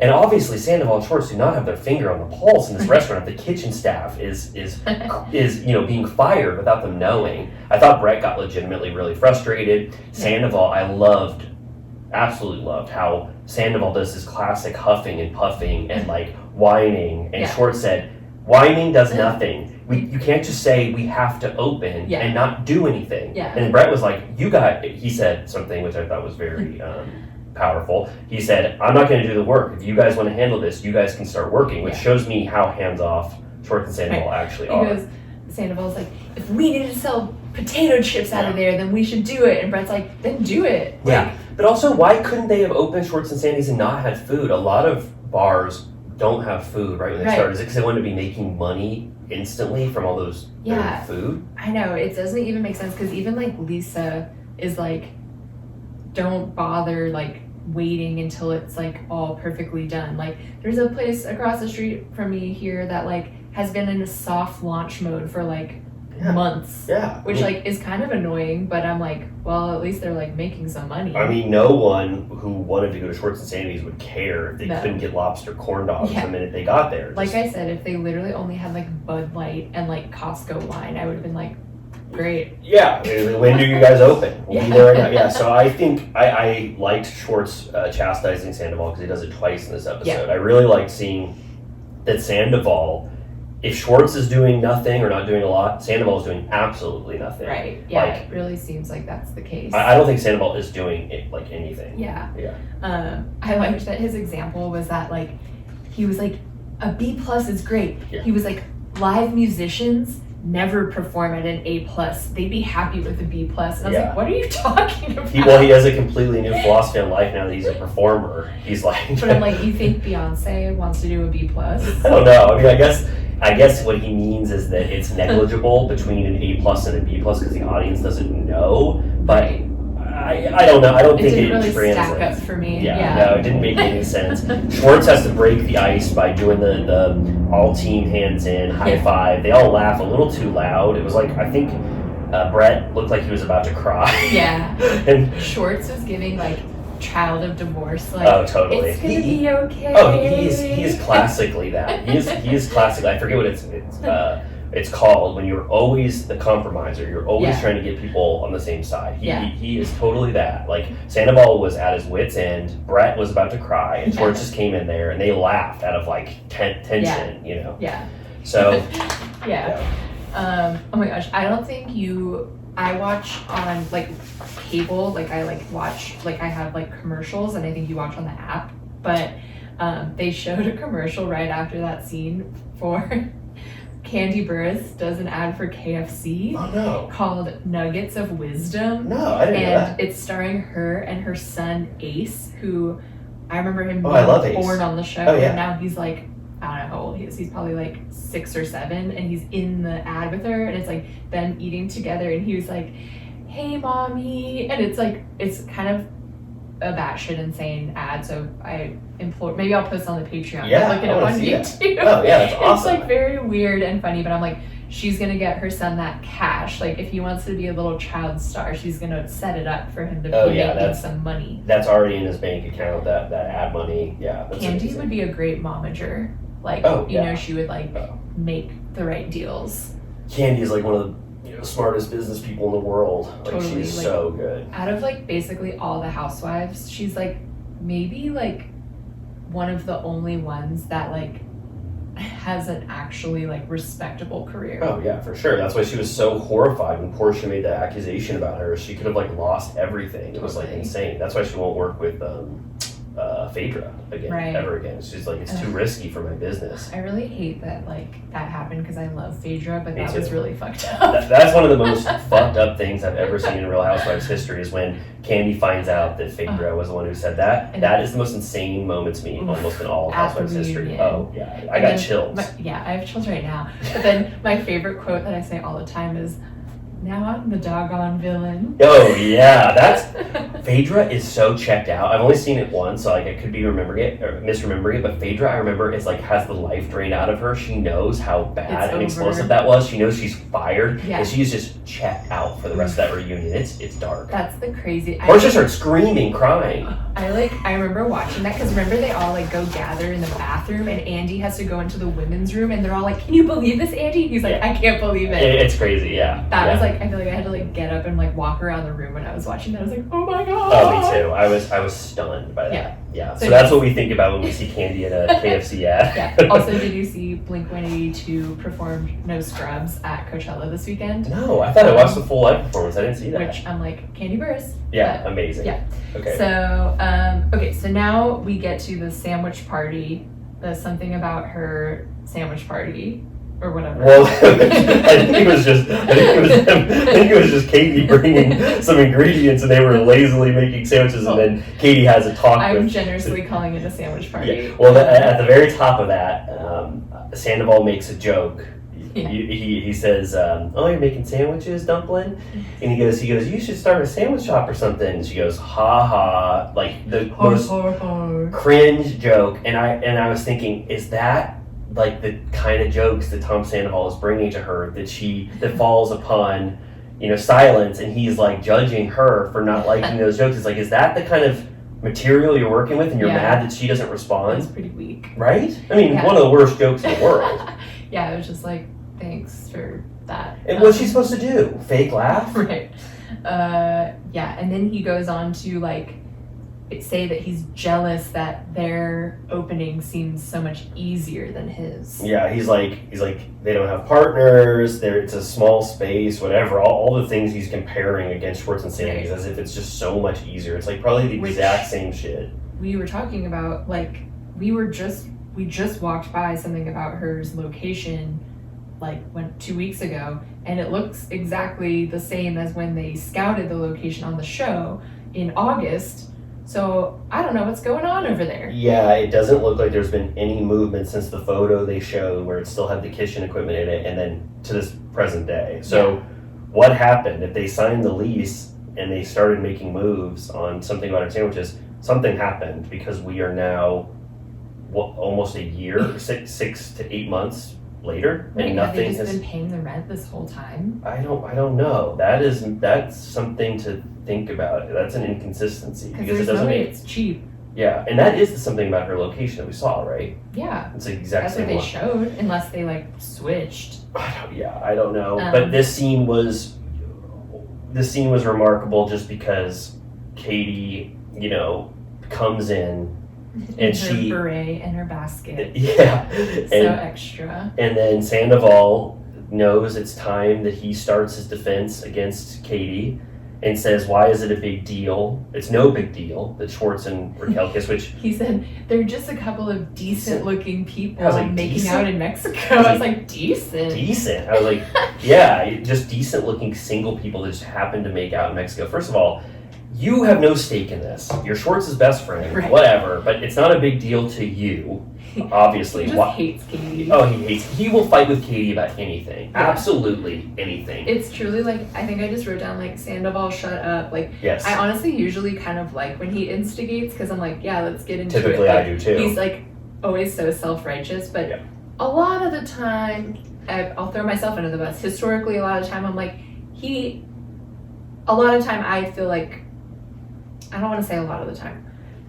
Have been times where I'm like, he's the only one willing to say what I'm thinking or whatever. Oh, totally. Yeah, I was on his side for 90% of the arguments he wanted to be a part of. I always liked when he started screaming at people. When Katie got James fired and Tom Sandoval has that epic rant at her when he's like, I'm going to get your ass fired. I love that. I was like, there's nothing more iconic than Sandoval doing that. He was on the right side of history, in a way. Yeah, but then there would be some times when you're like, you're getting a little over the top right now. Yeah, like when he gets pissed at Ariana for her and Lala playing the tape to Brittany, and he's like, why would you do that when she's been drinking all day? And it's like, well, Brittany was gonna find out one way or the other. Like, I'm glad I was there. Yeah, like, I mean, maybe it wasn't the best way, but like, he seemed to just be mad that like Jax got implicated or Yeah, whatever. what an iconic scene. I love that. That was the best. But that was so great. But yeah, but he actually, they both, him and Katie, kind of kept it together more I was than just usual. gonna say Katie had every right to scream at him, but she knew maybe the wrong place and the wrong time because she's fully justified. He's negating her feelings completely. He's gaslighting her a little bit. Ariana is mostly on Katie's side, except when she calls Raquel a whore, which Katie brought out the classic insult that she loves. Whore! And I love that Ariana was like, she doesn't trade sex for money, right. so she's not a whore. She got very practical about it. But I'm just like, it's so funny to me to like, because a lot of the time, Katie is one of the only ones on the show that, like, is more politically correct. Yes. Like, she got pissed about like the cop Her prank. and Ariana. Yeah, like they both are like have their finger on the pulse of like where we're at like culturally around certain norms, but just calling a woman a whore has not made it in. Yeah, for some reason. You're right. For some reason, it does sound very awful when Katie calls people whores, and I don't know why that hasn't been abandoned from her it's so lexicon. Old school. Like it's like Stassi season 1, just being like, "You're a home-wrecking whore." Even Mistress to me sounds archaic. Yeah. Like it's just I don't know why Katie hasn't evolved past that word. I guess it's just how she felt so much. I mean, and the words whore and mistress are like the constant theme for this episode. I mean, that's why it's called Mistress in Distress. But yeah. But yeah, I was like, that's so funny that she like can't. I think we talked about that on like our first episode about like how much Katie hated Lala when she first came to the show, and she just like couldn't stop calling her a whore. Like she's like, "You're a whore, you're a whore, you're a whore." I call it like I see it. Whore. Yeah, I guess. Yeah, I do think I respect and think Katie's is right about all of this, but I do think it's time to abandon the whore insult. It just is. It seems a little strange. Yeah. And then she said that Schwartz wouldn't appreciate her hopping on all his friends' peens. That was interesting. I forgot. I made a big star because this is, I think, the second or third time, but the first huge mention of Joe, Schwartz's roommate, who is Kristen's friend. And I listened to Kristen's recap of this episode. She said, everyone is saying, very derisively, but they're saying she's Kristen's crazy friend. And if you are if you're the crazy friend of Kristen, imagine how crazy you are. I don't know if that's true or not, but that's how people are describing her. Yeah. But Kristen said that it was only her friend and no one ever wanted to hang out with her. They were just like, we do not fuck with Joe. Like, do not bring Joe around. So Kristen was her only advocate, and then immediately when all of this happened, Joe is like, I guess, becoming great friends with Schwartz, or maybe they have their own friendship apart from them. But they've all written Joe off. And then so we found out that Katie has been like rage texting Joe, and Joe called Sandoval crying, saying like, could you imagine the text that Katie sent to Joe? She like kind of like let that like skate past. They're all letting Joe skate past. They're all letting this relationship, whatever it is, with Schwartz and Joe. It's very confusing. Yeah. It's I don't know what to believe. If it's actually a girlfriend that Schwartz doesn't want to announce. Right. If they're seeing each other at all. It seems like he really loves and respects Joe, but just as a friend, but who knows? Yeah, I love that. Yeah, Sandoval brings up, he's like, you've been like abusing Joe via text, like what the hell? And she's just like, well. Yeah. Okay. Like she's honestly, like, you deserve it. Honestly, it was like, I felt like Katie maybe felt a little bad because she doesn't fully admit to doing it. She doesn't fully rationalize it. She just says that she wishes that Joe would have told her that she was doing this, which that makes sense, I guess. I don't know. But yeah, I'm just imagining Joe's like phone starts burning on fire, like with hellfire. Yeah. And she looks at it and it's like Katie's text. I mean, I can't even. No, it definitely, I'm sure she faced the wrath of like the old school, like, which is a WeHo style. You think she got a classic whore? Probably. They probably had to like blur, if they showed the text, they'd have to blur the text. Yeah, Kristen also said that Joe like put Ariana and some other people like in a group chat right after Sandoval erupted, basically like making the case for Raquel and Sandoval, like defending Raquel and Sandoval. Oh, right. And Kristen said that the text was so egregious that it made her want to slit Joe's Achilles tendons. Oh my god. And then Kristen said, I can't talk about it because they potentially are going to show Joe's text on on the actual season because Kristen filmed, so she didn't want to give details, but she said she will let us know what Joe texted Ariana if they don't put it on the show. Okay. Yeah. Well, we'll keep our eyes peeled on that. Yeah. Keep your eyes peeled, everyone. Okay, so then we have a weird transition to back at SIR, like old times. You're going to call it weird. Well, weird in that people were there that are never there. I call it weird. Yeah. It felt, again, set up. I thought this scene was very bad. Uh-huh. This is when I started really losing it this episode. I thought this, well, you say first, sorry. Well, first of all, Lisa says, spit that gum out to the hostess. I couldn't even, yeah, oh my Which God. I'd be so embarrassed. Me Anyways. too. And then, oh wait, isn't there, in between, before SIR, is that they go to Ally and James's apartment? Is that? I didn't write that down, so I think that comes later. Oh, when Ally says, I told something to, I think that's when James calls Schwartz Mr. Buzz Button. Oh, okay, yeah, and I wanted to ask about that. I have no clue what buzz button means. Yeah, my friend looked it up last night, and I think it's like a cocktail term. It's like those things that make your tongue vibrate. Those little, yeah, like you get them in Vegas. They have cocktails with those. Yeah. But why is he calling him that? It's like a flower, an herb that grows throughout the tropics and many temperate zones, and is used in cooking and traditional medicine, and as an ornamental plant. Yeah, what the fuck? So that makes perfect sense for why he called Schwartz that. He said Mr. Buzz Button. I was like Buzz Lightyear. I was like Buzz Button obviously must be like maybe a British character that we're not familiar with. But I looked up and there's no record of anyone ever saying the words Buzz Button except those little tingly flowers that they put in drinks to make your tongue tingle. Yeah, I had questions at the end for like us to just ongoing questions, and I was like, what is Buzz Button? Who is Buzz Button? Yeah. So if you know, I need to know more. If you're a listener, this is when we need you the most. What the hell was James talking about when he called Schwartz Buzz Button? Yeah. Go ahead with the scene. Wait, so it turns out, I'll wait. So, Lisa walks through.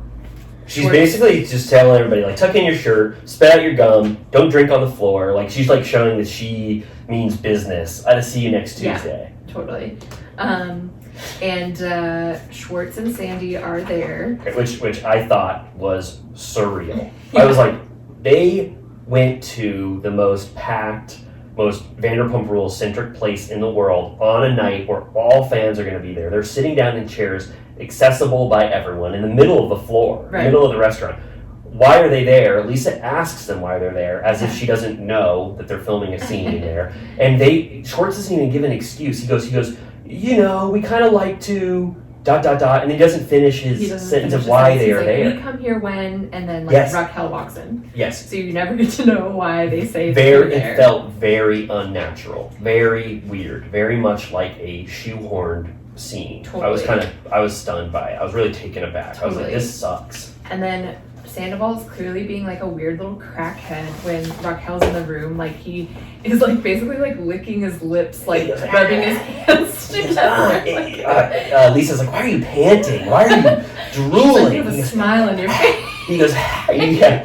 He wanted. I think he wanted Schwartz and Raquel to sit down next to each other. He obviously wanted to sit down with Raquel between them, which is we really can't weird. hear you, Raquel. We can't hear you. Come over here. And then he's like, Katie called you a whore. Obviously, his behavior with Raquel is very strange, no matter what. Even if we didn't know Sandoval happened, it's like he makes her while she's working, sit between them. He's panting or whatever. Lisa notices it. She calls him out on it. He says, I was with Katie and she called you something. I don't even want to say it. And Schwartz goes, tell her.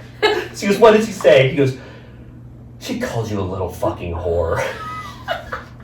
Such an insane thing to share with someone. And then Schwartz goes, a whore. The fact that he told her is insane. The fact that like she took it so hard. And then they turn to Lisa and they go, she goes, Katie called me a whore. Yeah, and she goes, why did you tell her that? Yeah. So Lisa's shocked. Also, like why, like, this scene happening for Lisa is so weird. The fact that they, like, I've almost felt like this was a scene that didn't work and they took it out and then they put it back in light of Sandoval. Because the way they were panning to Sandoval, like, after he talks to Raquel, they have him, like, have this, like, longing look, sort of, or like head in his hands, like he's thinking about like Raquel.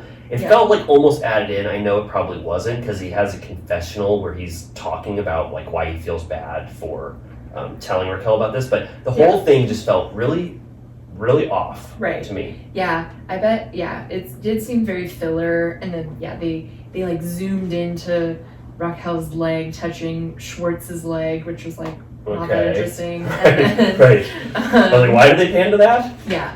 So it was just like weird. But yeah, Sandoval had that same little cracked out energy where it was just like, what's wrong? And I love that Lisa was like immediately like, what's wrong with you? Like, why are you acting like that? She was like, why are you smiling so big? Yeah. And then Sandoval was like, I thought you treat this like an eye roll. Like you just like let this, and he was like, Raquel doesn't have a bad bone in her body. All these things he's saying about Raquel obviously seem so, huge in light of what we know. Right. Big deals. But then Raquel starts like bawling, crying because she's called a whore. But part of me is like, what did you think Katie was going to say? She says 6 insults. One of them is whore. Yeah. Obviously, that's coming for you. Yeah. And then, why is she so surprised by Katie's reaction to this? I mean, her and Schwartz just seem to be surprised over and over again about everything. But in her confessional, she's like, there are certain relationships that either charge your battery or drain your battery.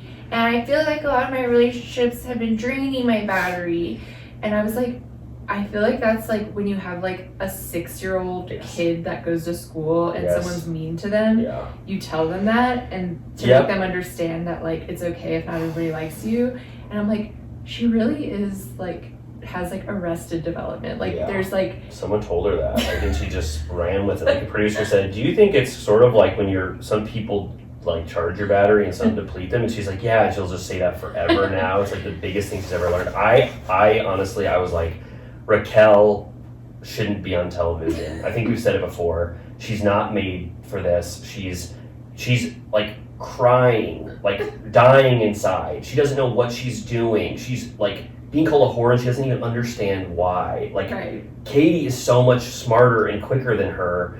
Everyone is smarter than her on this cast, and that's a shock, And I feel bad. I feel like James got her on this show and she's his girlfriend and his fiance or whatever, but I don't think she was meant to be a solo character on this show. No. She just has she's getting wrecked by this show. And she's now like thrown to the wolves. She was thrown to the wolves, and these are a pack of wolves. Wolves we love, but she's being thrown to the wolves. Because Raquel going up against Lala is insane. Talk about a wolf coming at you. So I sort of felt bad. I was like, Raquel, you don't even understand what you're doing, and it's hurting you so much. And then we know now she did 10 times worse. Right. I know, that's the thing. By the end of this episode, she kind of has weaseled out of the drama of basically the case against her is brewing this whole episode. Yes. Lala is leading the charge against her.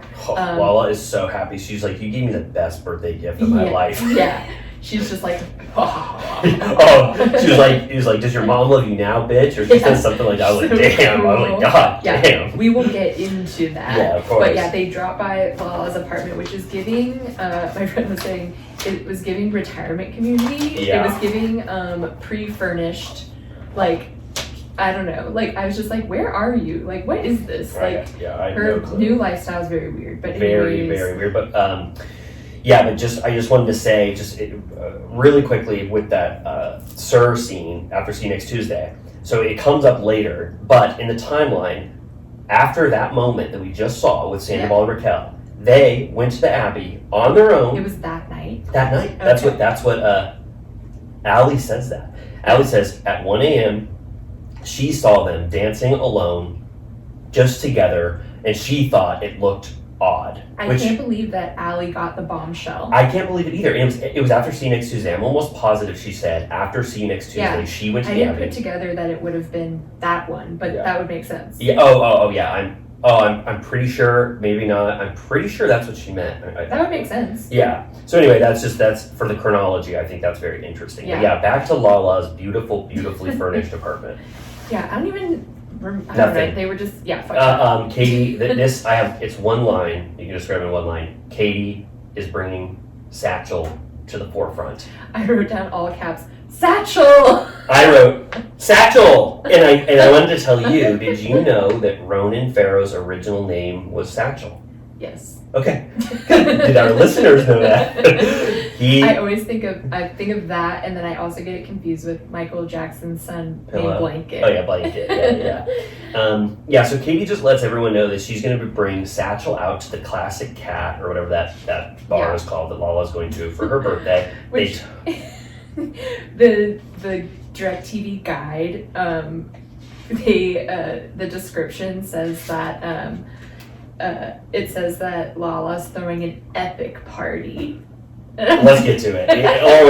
We'll get to it at the very end. Yeah. Epic birthday. Okay. Wait. We have a sad scene coming up. I know. So first of all, I was going to note that at Sir, Lisa seemed very downtrodden already, and then we get to Villa Rosa, and it turns out that sweet baby Rose, the miniature pony, has passed. Yeah. Which is really so sad. Like, that's like what yet another like tie cut between like the legacy of Real Housewives. Because like, remember when she got delivered, and what's like her friend gonna do? Is it Diamonds and Rose? Or is that the name, the other one? Yeah, well, so remind me, but this was Ken's special gift to Lisa, and then one horse had like a leg issue, right? And then one she was gonna buy like because he knew that she wanted a pony, but they bought both because they needed a friend. Right? Or something. Didn't like Lisa Rinna like fly on a PJ they with both went out, LVP to go scope it out, and then they came back empty-handed because the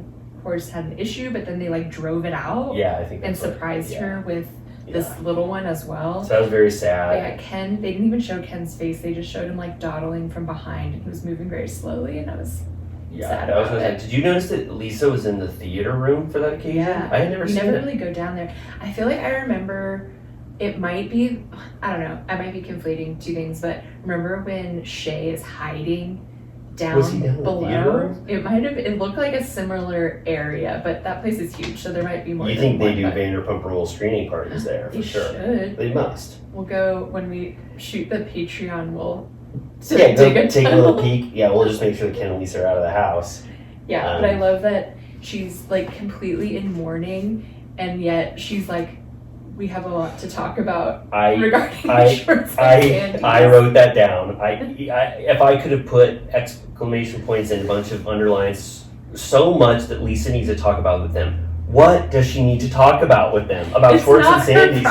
It's not at all. It is so ridiculous that Lisa is treating this like this is her storyline. Yeah, she's like, we have a lot we need to worry about. And again, we have a great back and forth between Schwartz and Sandy. It's like she's mediating basically. Yeah. He accuses Sandoval of huffing and puffing. Yeah. And not putting the work in. He's like, you prioritize your band rehearsal, and in classic Sandoval fashion, makes an excuse that's not an excuse. He's like, that band practice was booked months in advance. Mm-hmm. And it's like, well, you had to cancel it because you had bigger fish to fry. Like, what are you talking about? Yeah. And then Schwartz is like, and you got a manicure. Oh man. And he was like, I wasn't gonna go around with grubby chipped nails. Yeah, and I felt, was that like ironic? Like, or did he legitimately, is he just thinking like, I cannot? Yeah. Serious. Yeah, so they sort of have this like fight, and Lisa's like, I didn't bring you over to have like a fight. I brought you guys over for some levity, and they had such a serious fight that like Sandoval like storms out. Yeah, I love that Schwartz is like, you're not pulling your weight, and Lisa goes, now that is a very serious accusation. You need to back that up. Yeah, very silly. Sandoval says something. He's like, "There's only one person that's bringing a wrecking ball to every decision that we make, and you know who that is." And I was like, "Greg?" It had to be Greg, right? I'm like, "Are you guys really throwing Greg under the bus again?" It's obvious that he's doing the right thing. One thing I wanted to note is that that Sandoval and Schwartz keep talking about how restorative this trip was to Mexico, like how amazing and restorative it was. I was like, "Schwartz, that was a restorative trip for you? You were drunk the whole time. Oh you made out with Raquel. Yeah. Everyone hated you. Yeah. You were like, how was that train wreck? Yeah. How was that restorative?" Yeah, no. Also, by the way, I watched a clip. They're on TikTok, but also Bravo airs them, but the never before seen from the Mexico trip. And there's a moment where Raquel, Ariana, and Sandoval are floating in the hot tub together, clearly like blasted out of their mind, like definitely like rolling. Yeah. And Ariana's like, "We look like a throuple right now," and like they're all like intertwined, and it's very weird. Yeah, very odd, very weird. Yeah, it seems like they were just like rolling off their asses. Yeah. On Molly. So it did also kind of. I'm surprised they didn't leave more of that footage in because it was kind of spicy, but right. But where we're at, yeah, me too. And I love the cave scene that they showed, but they didn't want that note to end like on a high moment. They wanted that episode to end on this like kind of weird Schwartz vibe, so I understand why they cut that. But if we're like 20 minutes into this episode, like scene wise, and to me, this is not a good episode. Like, what scenes have stood out? Like, we're talking about this like it's the most boring, it was very boring up to this point, right? Yeah, I feel like the very end was the most exciting part, which is probably just going to continue next week. So I felt bad for baby Rose, obviously, and maybe that explains why Lisa thinks she has so much to talk about with the Toms. Yeah. That's her mental state. But yeah, it just, that scene, I liked seeing the tension between Sandoval and Schwartz because I can totally imagine that Sandoval does nothing, but he just bitches about it. So I liked seeing Schwartz, activated against Sandoval. That was totally, yeah. It basically feels like it's like the blind leading the blind. Like Schwartz is left to make decisions that he like can't make.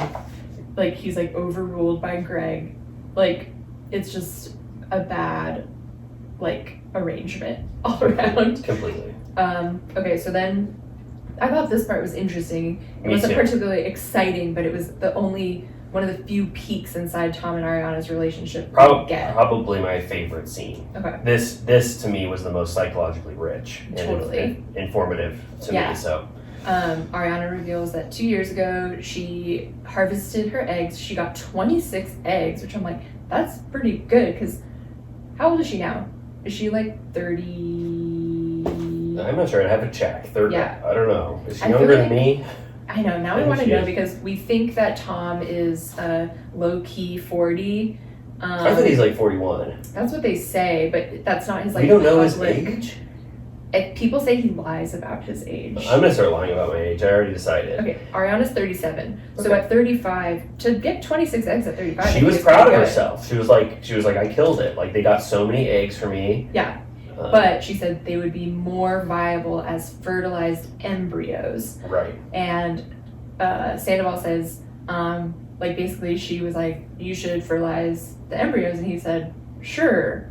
Which, there's a weird sort of elephant in the room under this whole conversation in that they're not, like, I totally get freezing your eggs to buy yourself more time. Like, that's cool.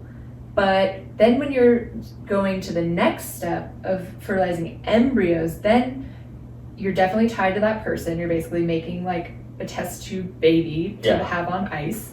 Yeah. But with no plan whatsoever of moving forward. Actually erring on probably not. So are you saying that the step with Tom, like it makes sense for her to do that, to freeze her eggs? I mean, I guess either way, it's like, sure, why not? Because it doesn't hurt and you can just not use them. But it seems like they really aren't talking about, like, she's really seems kind of like, yeah, like, we probably won't use them. But he's still, like, hanging on to hope that they would. Yeah, but he seemed very confused by this. And honestly, it sounded like he was withdrawn from this decision. Yeah. Like, it sounded, it does sort of sound like he had one foot out the door a little bit at this point. Totally, because years ago, whenever this would come up, he was so like excited about the idea. He would be jerking off and making so much sperm every single minute if Ariana 3 years ago had told him. He would spray the room. He would have had a total Dawn and Lala moment. He would not stop jacking off. Yeah.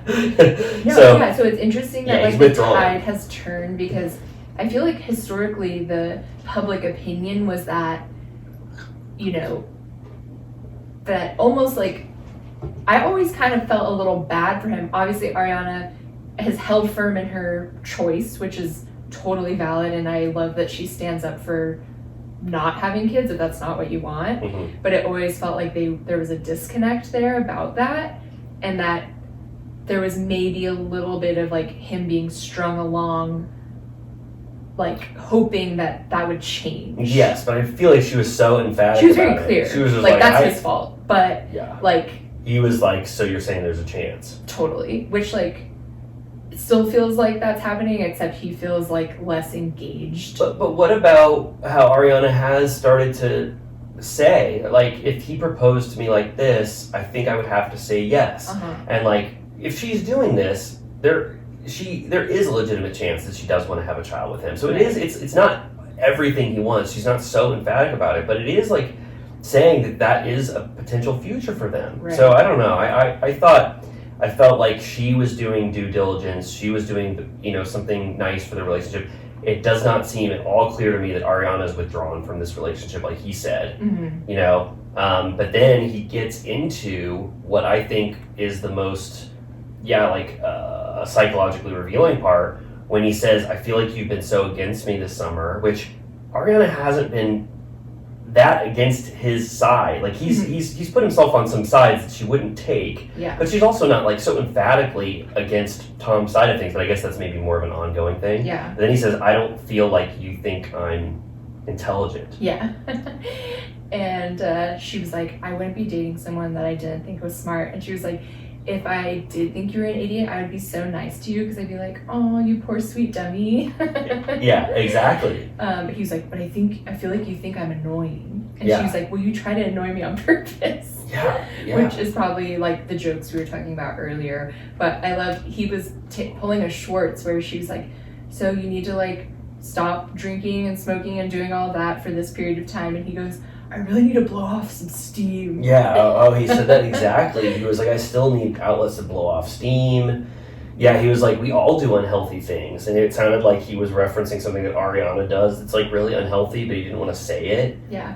She's like, "My eggs are done, bitch. Like, it's your turn." Yeah, you need to take 5 days off of drinking and smoking for your sperm or whatever. But yeah, I mean, he has so consistently said that thing about Ariana not thinking he's intelligent and not like listening to him. And then Raquel has been such an outlet for him to finally say things that are profound or whatever. Right. And I'm just not sure after 9 years or whatever how you were coming to this conclusion now. Like, was she more supportive of you and like let you think that you were telling good jokes and let you think you were being insightful for 9 years and this finally came to a head? I mean, I don't think that's true. She obviously loves the jokes not loves the jokes you make and thinks you're annoying, but she obviously loves you to overcome these things that you're doing. So I just felt like that was sad, and I felt like it's more evidence that Ariana was committed to him and still loves him, and he seemed to me like withdrawn.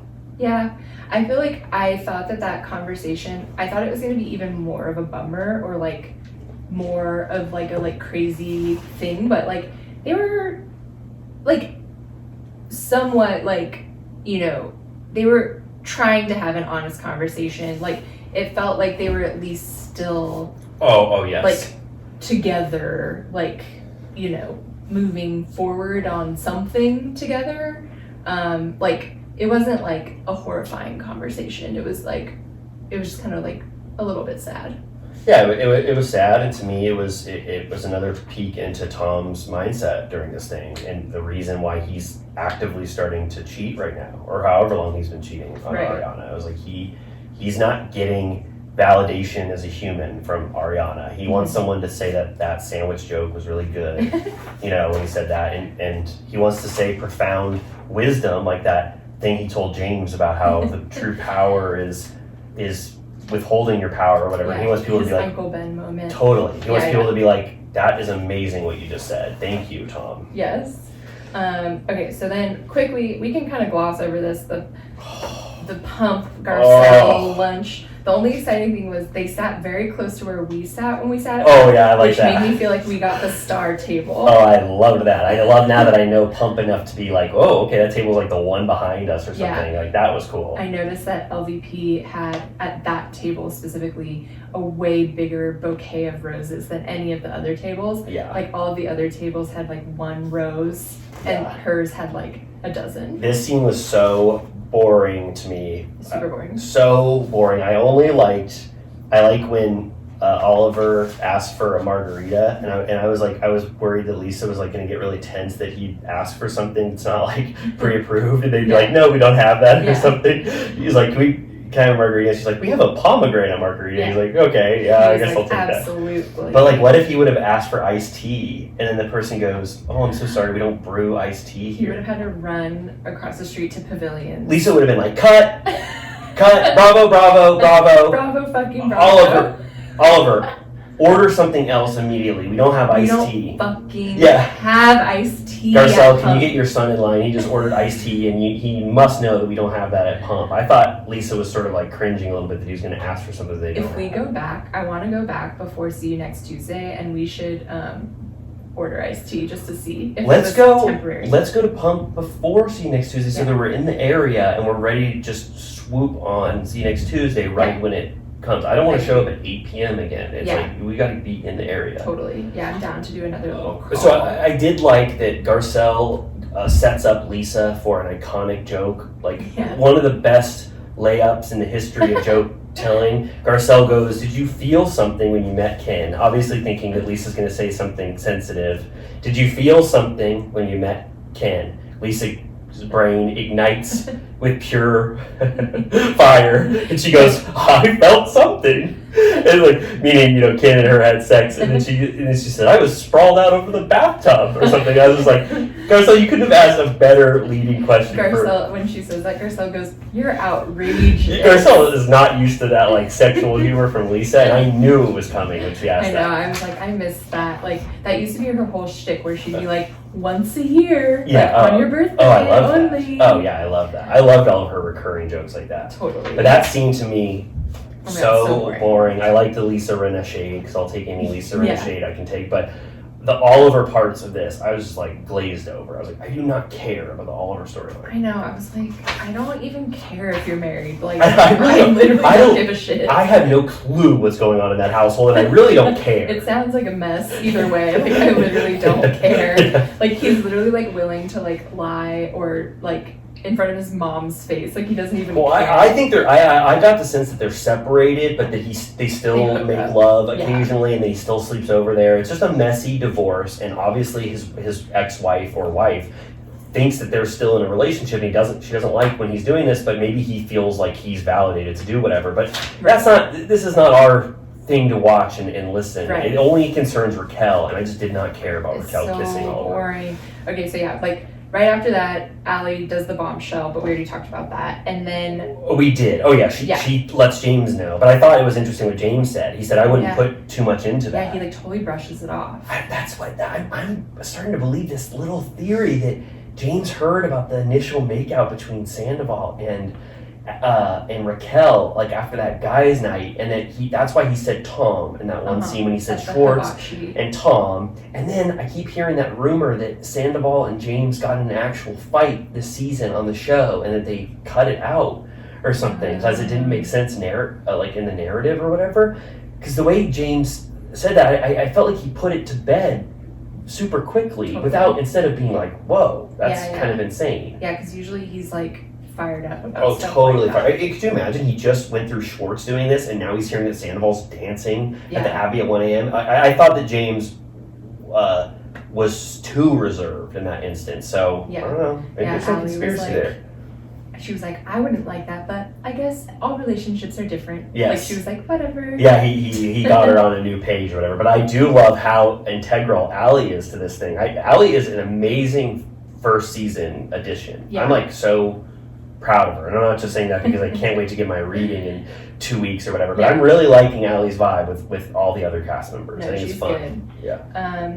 Okay, so then we have to go back to Let's just not even- Lala's. Let's not even talk about it. It's Yeah. All I'll say is that I like, first of all, no, I like that she called the bar in Vegas, she calls it the pussy place. yeah, I like that too because I also forgot that place, but it was called something with pussy. Yeah, like Disco Pussy, I think it was called. Yeah. Yeah. Are they like happening in tandem of Yes. I wrote down Sheena's? 2 scene headers. It's Okay. 2 back-to-back Oliver scenes, which I could not want to Oh watch my God. less. It's Christina Kelly talking about the news with Lala that Oliver is in a relationship. Who knows? We don't know. That's between Oliver and his wife. We don't know. And then Sheena and Brock instigate this phone call with Oliver's wife, which you don't get to hear her side of it because she didn't sign a release or something. How did she even get her number? I have no clue. She DM'd her on Instagram. It felt so forced. I didn't like that Sheena and Brock are like stage handlers forcing Raquel into scenes. They're like, you should call her. Wouldn't it be interesting if you got her side of the story? It's like, yeah, you want Raquel to have like a scene right now that Raquel does not want to do. Yeah. And it happens again later in the episode when Raquel shows up to Lala's birthday. She would have never done that. Right. Yeah. Yeah, and then Christina Kelly and Lala being boring, and all I'll say is that she's like, first of all, it's weird that Samantha, this wife, reached out to Lala, like that's fucking weird. Yeah. And then Lala's like running with it, and it's like, I'm like, you would have had sex with him that night. I know. Like, no, then she he was lied like, to her, so what more is she no, supposed she was to like, do? She was like, no, you asked 20 questions up front. You say, how long have you been separated? How long, blah, blah. Which Lala asked him on that night, and he said that there's like, he confirmed that they were separated. So it's like, Raquel is morally completely in the clear. She Right. asked him, are you separated? She heard that he's separated. Yeah. She didn't know. She didn't ask more questions, and she made out with him. She's fine. Yeah. That she is in the clear. I know everyone hates Raquel right now, but this has nothing to do with Raquel. This is not indicative of Raquel's behavior in any way. it's like Lala like is playing it both ways, She where is. she's like, you're a whore because you made out with a married man, which happened to me, and I take offense to that. But also, I've been called a whore and a mistress, and you called me that, so I don't she like wants that. every side of this fight, and it comes to a head at the final scene, which we'll get to. But it's she wants to use this against Raquel, but she also wants to have this as a bonding experience with Raquel. She's like both a victim of being called a mistress and a victim of a different mistress. Yes. So it's like you kind of have to choose which one offends you because If they're Raquel, both opposites. if Raquel hadn't done this horrific stuff, and if she was just like on this show and like this was just a boring season for Raquel, I would have said, if without Sandoval, I would have said, Raquel's like floundering a little bit, like this isn't very fun, like she's doing okay or whatever. But I would love to see Lala and Raquel, like Lala have to teach Raquel the world, sort of like what we were talking about last week, because they are an interesting duo. Yeah. Lala says everything and she's so smart and quick, and then Raquel literally has to have her sentences finished by Lala because she can't like complete her thoughts. Like it would be interesting to see Lala like show Raquel the world. I know that'll never happen now, but Yeah. All right, so then we're transitioning to Lala's birthday. Lala's birthday. So I had one huge question. Have we ever seen a Lala's birthday? I don't remember. That's a good question. I don't remember any Lala's birthday. I know we get Jax's birthday, we get Sandoval's birthday, we get Stassi's birthday, we get Ariana's birthday, but I can't remember. I'm sure people will probably be like freaking out and remembering iconic Lala birthdays, but I couldn't remember one. When does Lala? Are they filming at a different time of year? What did they go to Solving for? Was that just random? Was there a birthday? That Lala's birthday? I don't know. No, that was like an excuse to go on the PJ and like go to wine country or whatever.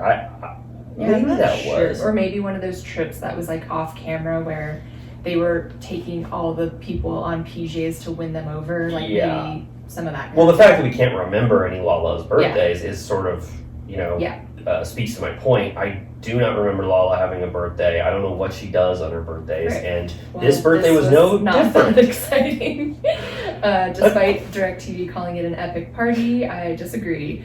But most importantly, Katie rolls up with Satchel in tow. I was screaming, Satchel, Satchel, Satchel. So what, you were a little down on Satchel. I was up on Satchel. What's your initial opinion of Satchel? He creeps me out. Oh, really? Why? He has little darty eyes. Were they darting? I don't know what he's thinking about. Were they darting around? He doesn't say anything. Yeah, he but just has that little smile on his face. how are you going to speak in a cast of people who are all vying for attention and to say quotable things? How is he going to get He his looks voice like heard? the cat that ate the canary, and Oh. he has his little claw on her back the whole time. Does he? Is he possessive a little He's bit? like, Ooh, I didn't see that. I didn't see that. my friend, I said Satchel's claw, and then our friend Jen said Scratchel. Scratchel? Not Scratchel. He is. I didn't find anything offensive. I mean, I obviously need to wait for him to speak because I haven't heard him speak. I only can know a person when they say words, and he didn't Right. say any words. I didn't mind him, but I also thought what Sheena said was like insane. That Sheena was like getting off the best insult of her life on him. Sheena just came through with the. She said, I am so shocked. Which Sheena was like voicing your feelings. She was like, I am so surprised to see Katie rolling up with this Mactor shaggy dog motherfucker. He looks like he just got groomed at Vanderpump Dogs. I was like, Savage. I was like, she had just from an insult comic. Like that was like wild. Completely savage. And I love that when Brock introduces himself, he's like, hey, brother. Yeah. And he's like, what's your name? He's like, Satchel. Yeah. And then he's like, I'm Brock. Yeah. Like he like Yes. couldn't even like, he's like, all right. Yeah, I was surprised Brock didn't like lay in a little like Satchel thing. Like, he didn't say anything about it or whatever. Yeah, Satchel didn't show himself off. I need to see him. He's in scenes from next week You at a want to see beach. him peacock. Oh yeah, I want to see him stun on everybody. Also, fucking disgusting. Katie was trying to serve a Lala moment where Lala goes, what were you up to today? And she goes, cleaning my bed sheets. She said that? Oh my And god, I Lala watched it was 3 times and I didn't hear that. She said, cleaning my bed sheets, and Satchel was like, Really? yeah. Cleaning my bed sheets? Oh my god, that is amazing. Wow. Well, I was like, she didn't say this, but she's like, I know how that is. When Oh you yeah. spray the Oh, bed sheets." Lala is like, and I got another little sneak peek at Dawn next episode, so I'm Oh, God. very excited. The dawn. The Dawn. Yeah, her birthday overall was so boring. People had to be in different booths because they couldn't all sit Different together. tables is such a fucked up vibe. Like, different little groups of 5. They didn't rent it out. Like I know that's like very. And it was empty otherwise. It Yeah. looked totally empty. Yeah, I thought it was just a weird vibe. I mean, is it going to be to be continued or no? It's like that was the end of it, right? It's not. There's not more from that night, right? There might. I didn't see it to be continued. They usually only to be okay. continued if a scene is going to Okay. carry over to the next episode. Okay. I don't know. That was a boring, Yeah, totally boring. birthday. And then they cut to what Schwartz is up to, and it's the most like bumbling, like unflattering portrait of a man on Yeah. like a Saturday night, like getting in the bathtub. He's like, oh, it's slippery, and he's like drinking out of a mug, and he's like, I should have a cup holder in here, and his like glasses are like again like crooked and fogged. And it's just, I like the producer and the camera team that had to go like to film Schwartz for that like scene. It was like, okay, Schwartz is gonna get in the bath or whatever. Like, yeah, that was interesting. Well, now that he's divorced, he can take as many baths as he wants. His Yeah. sperm can Yeah. shrivel up and die for all he cares. Yeah, he does not care at all about that. So, do we have to talk about the Oliver I Raquel really scene? don't want to. It's so boring. Let's just skip it. Like, Well, I'll just say, like, just for recap purposes, Oliver and Raquel have this date. It is really uncomfortable. Oliver said, I didn't know how much you knew about my relationship, but now I'm sure you know, like, everything. And Raquel's like, oh, I actually talked to your ex-wife today on the phone. He's like, what? Yeah. And then, yeah. He said that he has had his own place for 8 months. And I love that she's like, she said that you guys had sex the night that we made out. And he was like, maybe a few days after. yeah, like, even worse. Like, yeah, it's like, I don't care. Raquel is like, this is not the date I expected. It's like, yeah, obviously, right? I mean, this is the complete opposite of what you'd probably expect. And then it just ends. She walks away. She's like, in slow motion. yeah, she's like, Oliver didn't even stand up when I walked away. I was like, okay, you expected him to stand up after that date? Yeah. And then she immediately calls Sheena. Sheena says, come over to Lala's birthday, which you're not invited to, and you're in an active I fight was against... shocked. I was too, but this is an instance of Sheena leading Raquel to have good scenes. It's Right. Sheena being a good friend because Right. she knows the show, but she's forcing Raquel into situations that Raquel would never be in. Totally. So And Raquel, I love that, like, people don't even, I mean, people have been mad at Sheena all season for trying to set up the Schwartz situation, but for something like this, I'm like, in a normal world, you would be so mad at Sheena for bringing this person to your party. You'd be like, what the fuck is wrong with you? But I feel like there's like an understanding that like It's just- the yes. plot needs to move forward. yes, and then Raquel shows up and Sheena's like, well, do you want to just like walk in there right now and like, you know, tell Lala what you know or whatever? It's like, okay, that's Sheena's producer brain telling Yeah. Raquel that she needs to have like a very, confrontation right now at Lala's birthday, even though it's not organic in any way. Like she would Yeah. not be there. No. And then Lala is like, talk about the cat who ate the canary at the classic She's, like, cat. Lala's going, rabid. mistress! She's like, who's the mistress now? She's like, you gave me the best gift of my life. So she comes out with her. Terrifying. She's like, yeah, she's just like frothing at the mouth to Oh, like she loves this more than life itself. supposedly rip Raquel to shreds. Yeah. But then when push comes to shove, it actually turns out to be a totally productive conversation. A beautiful friendship starting conversation. I Like, couldn't believe how well it went. me neither. Raquel is just full mea culpa. She's like, I didn't know that men could mislead you. I need to ask more questions. I loved actually what Lala said. She was like, a woman always takes the brunt.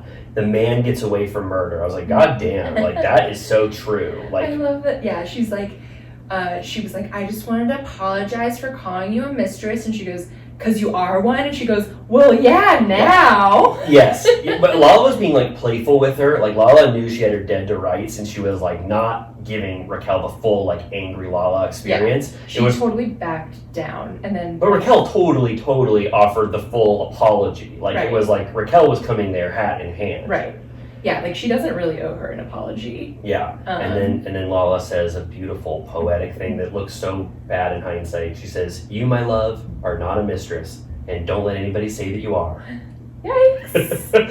But good on Lala. I mean, that she ended an episode like pretty powerfully, but it just looks bad and now in hindsight. Even though like I knew that was such a temporary fix, I felt so much like I feel relief whenever beef is squashed. Yeah, me too. Regardless of any Yeah, I love it. other implications. I'm just like, yeah, like we Yeah. can make this work. Andy said it best. The whole Bravo universe is it's conflict and it's resolution, and you have to have both. You can't just have Totally. constant conflict. Yeah, and then inside the bar we have Katie and Sandoval right. going back and forth, and she's like, Raquel, you're a dumb bitch. And he's yeah. like, you really seem to be getting a lot of joy from that. And she's like, I'm not getting joy from it. I'm just like, da da da da da. And he's like, and she's like, you seem to be getting a lot of joy from her as well. Yeah. And he's like, yeah, she's a cool person. Oh yeah, Katie came for the first accusation of cheating, right? Yeah, I mean, first- Ally said the sighting was potentially suspicious, but Katie brings Says it in to his him. face, and he gets outraged. Oh yeah, he's pissed. He's like, what are you trying to say? He was like, I think he said fuck you or something, or he's really Like, upset yeah, that she he's says like, that. come on. Yeah, come on. Yeah. So yeah, that felt like, yeah, I wish there was more to that, but I guess they're just kind of teasing us because they do, in the coming up next week, it looks like Sheena brings it up to him as well. Yeah, the open relationship rumor starts circulating, which we've seen from the very first trailer for the season. That was always like a part of this season. Yeah. Now it just like seems so insane. Yeah. Yeah, that was it, right? Katie accuses Tom of spending too much time with Raquel. Yeah, One he gets fan. outraged, and then,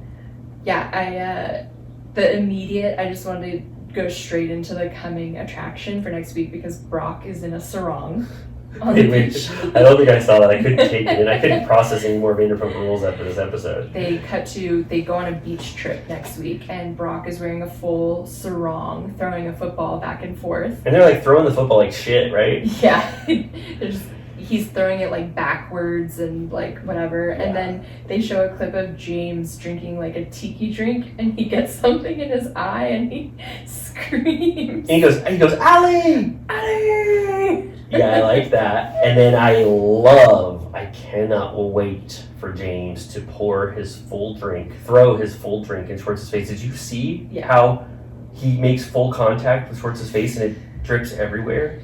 Allie's not gonna like that. No. You can see her in the background with her jaw dropped. I bet you she leaves the beach completely. She loves to like storm off. She's like, I'm not having this. She is leaving after that. So that's gonna be a big moment. Like Sheena goes up to Sandoval. I will love to see how he talks his way out of that one. Yes. Will Satchel shine? I have that in my notes. I say no. You don't think he's gonna shine? I hope I'm right and you're wrong, but I also will totally believe it if you're.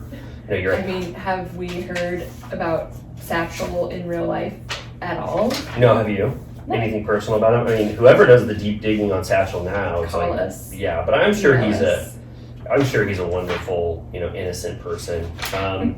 I had two questions, just for the people. We already said it. If you know who Buzz Button is, please let us know.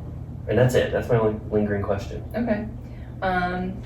Yeah, I'll just say one thing about Watch What Happens Live. We kind of already touched on it, but Andy basically directly asks Sheena if she socked Raquel. Yes, very and you good. can tell she's like afraid to like really be specific. Mm-hmm. But she goes, she's like, I did not punch her in the face. She was like, as you can see, I can't make a fist with my nails. She's doing a full OJ. If the glove don't fit, you must acquit. And this is like the 5th time she said that. Yeah, like she's like, if I can't make a fist, it's impossible for me to throw a punch. Yeah.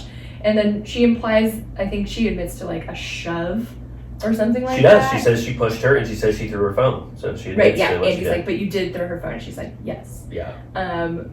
Which I just love that she's so like, it's like on a technicality. She's like, well, I can't make a fist, so you can't charge me with assault, like punching. I'm glad she can be honest though now and not have like legal repercussions or whatever. Totally. Also, we were texting about this, but she does say, Michael Rappaport tries to say something about Schwartz being a dumbass, and Sheena's like, Schwartz is very intelligent. You just reminded me. I'm so glad you said it. There are so many instances where Schwartz says in that See You Next Tuesday scene, he said, I used to be so good with words. Now I can't remember any words. And he was like, remember when I first showed up to your apartment, like when him and Sandoval started living together, and Sandoval was like, yeah, you were so good with words. So it's like he is smart. He's just losing his capacity to be smart after all these years of hard drinking. I know, I'm worried that's happening to me too. Oh, really? My brain is like rotten. Oh, it is? For what? I don't know. I just never remember anything. I have a bad memory in general. Like, Jimmy remembers everything, and I remember nothing. Oh, I have a bad memory too, but I don't think my brain is rotting. I just think I've always had a bad memory. But yeah, I think I was starting with a bad brain, and I hope that it can maintain. Yeah, I hope so too. But yeah, I love that Sheena said he's actually very intelligent. I love that because we were just talking about that. We were talking about that. Schwartz might be secretly the smartest Vanderpump Rules cast member. I know, especially because it's like obviously Schwartz and Sandys is a flop. Like not now, but taking a long time to open, and it's like, was it really just like Schwartz like by himself like dawdling around trying to like figure out how to open it with like no help from anyone? I mean, it probably was. I think Sandoval was like completely out of the equation with his cover band, and so yeah. Also, Sheena said that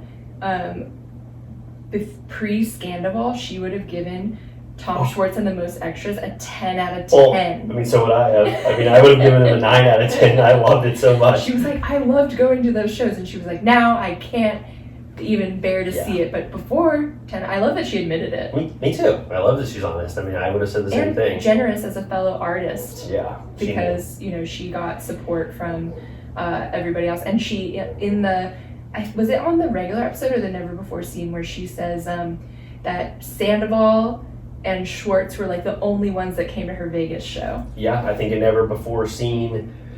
She said that, and Sandoval actually gave her like a performance tip that she took throughout the entire run of it, and it made her performance so much better. So she's given Sandoval a lot of credit. And then they showed that he gave Raquel pageant tips as well, and they showed him doing a little strut.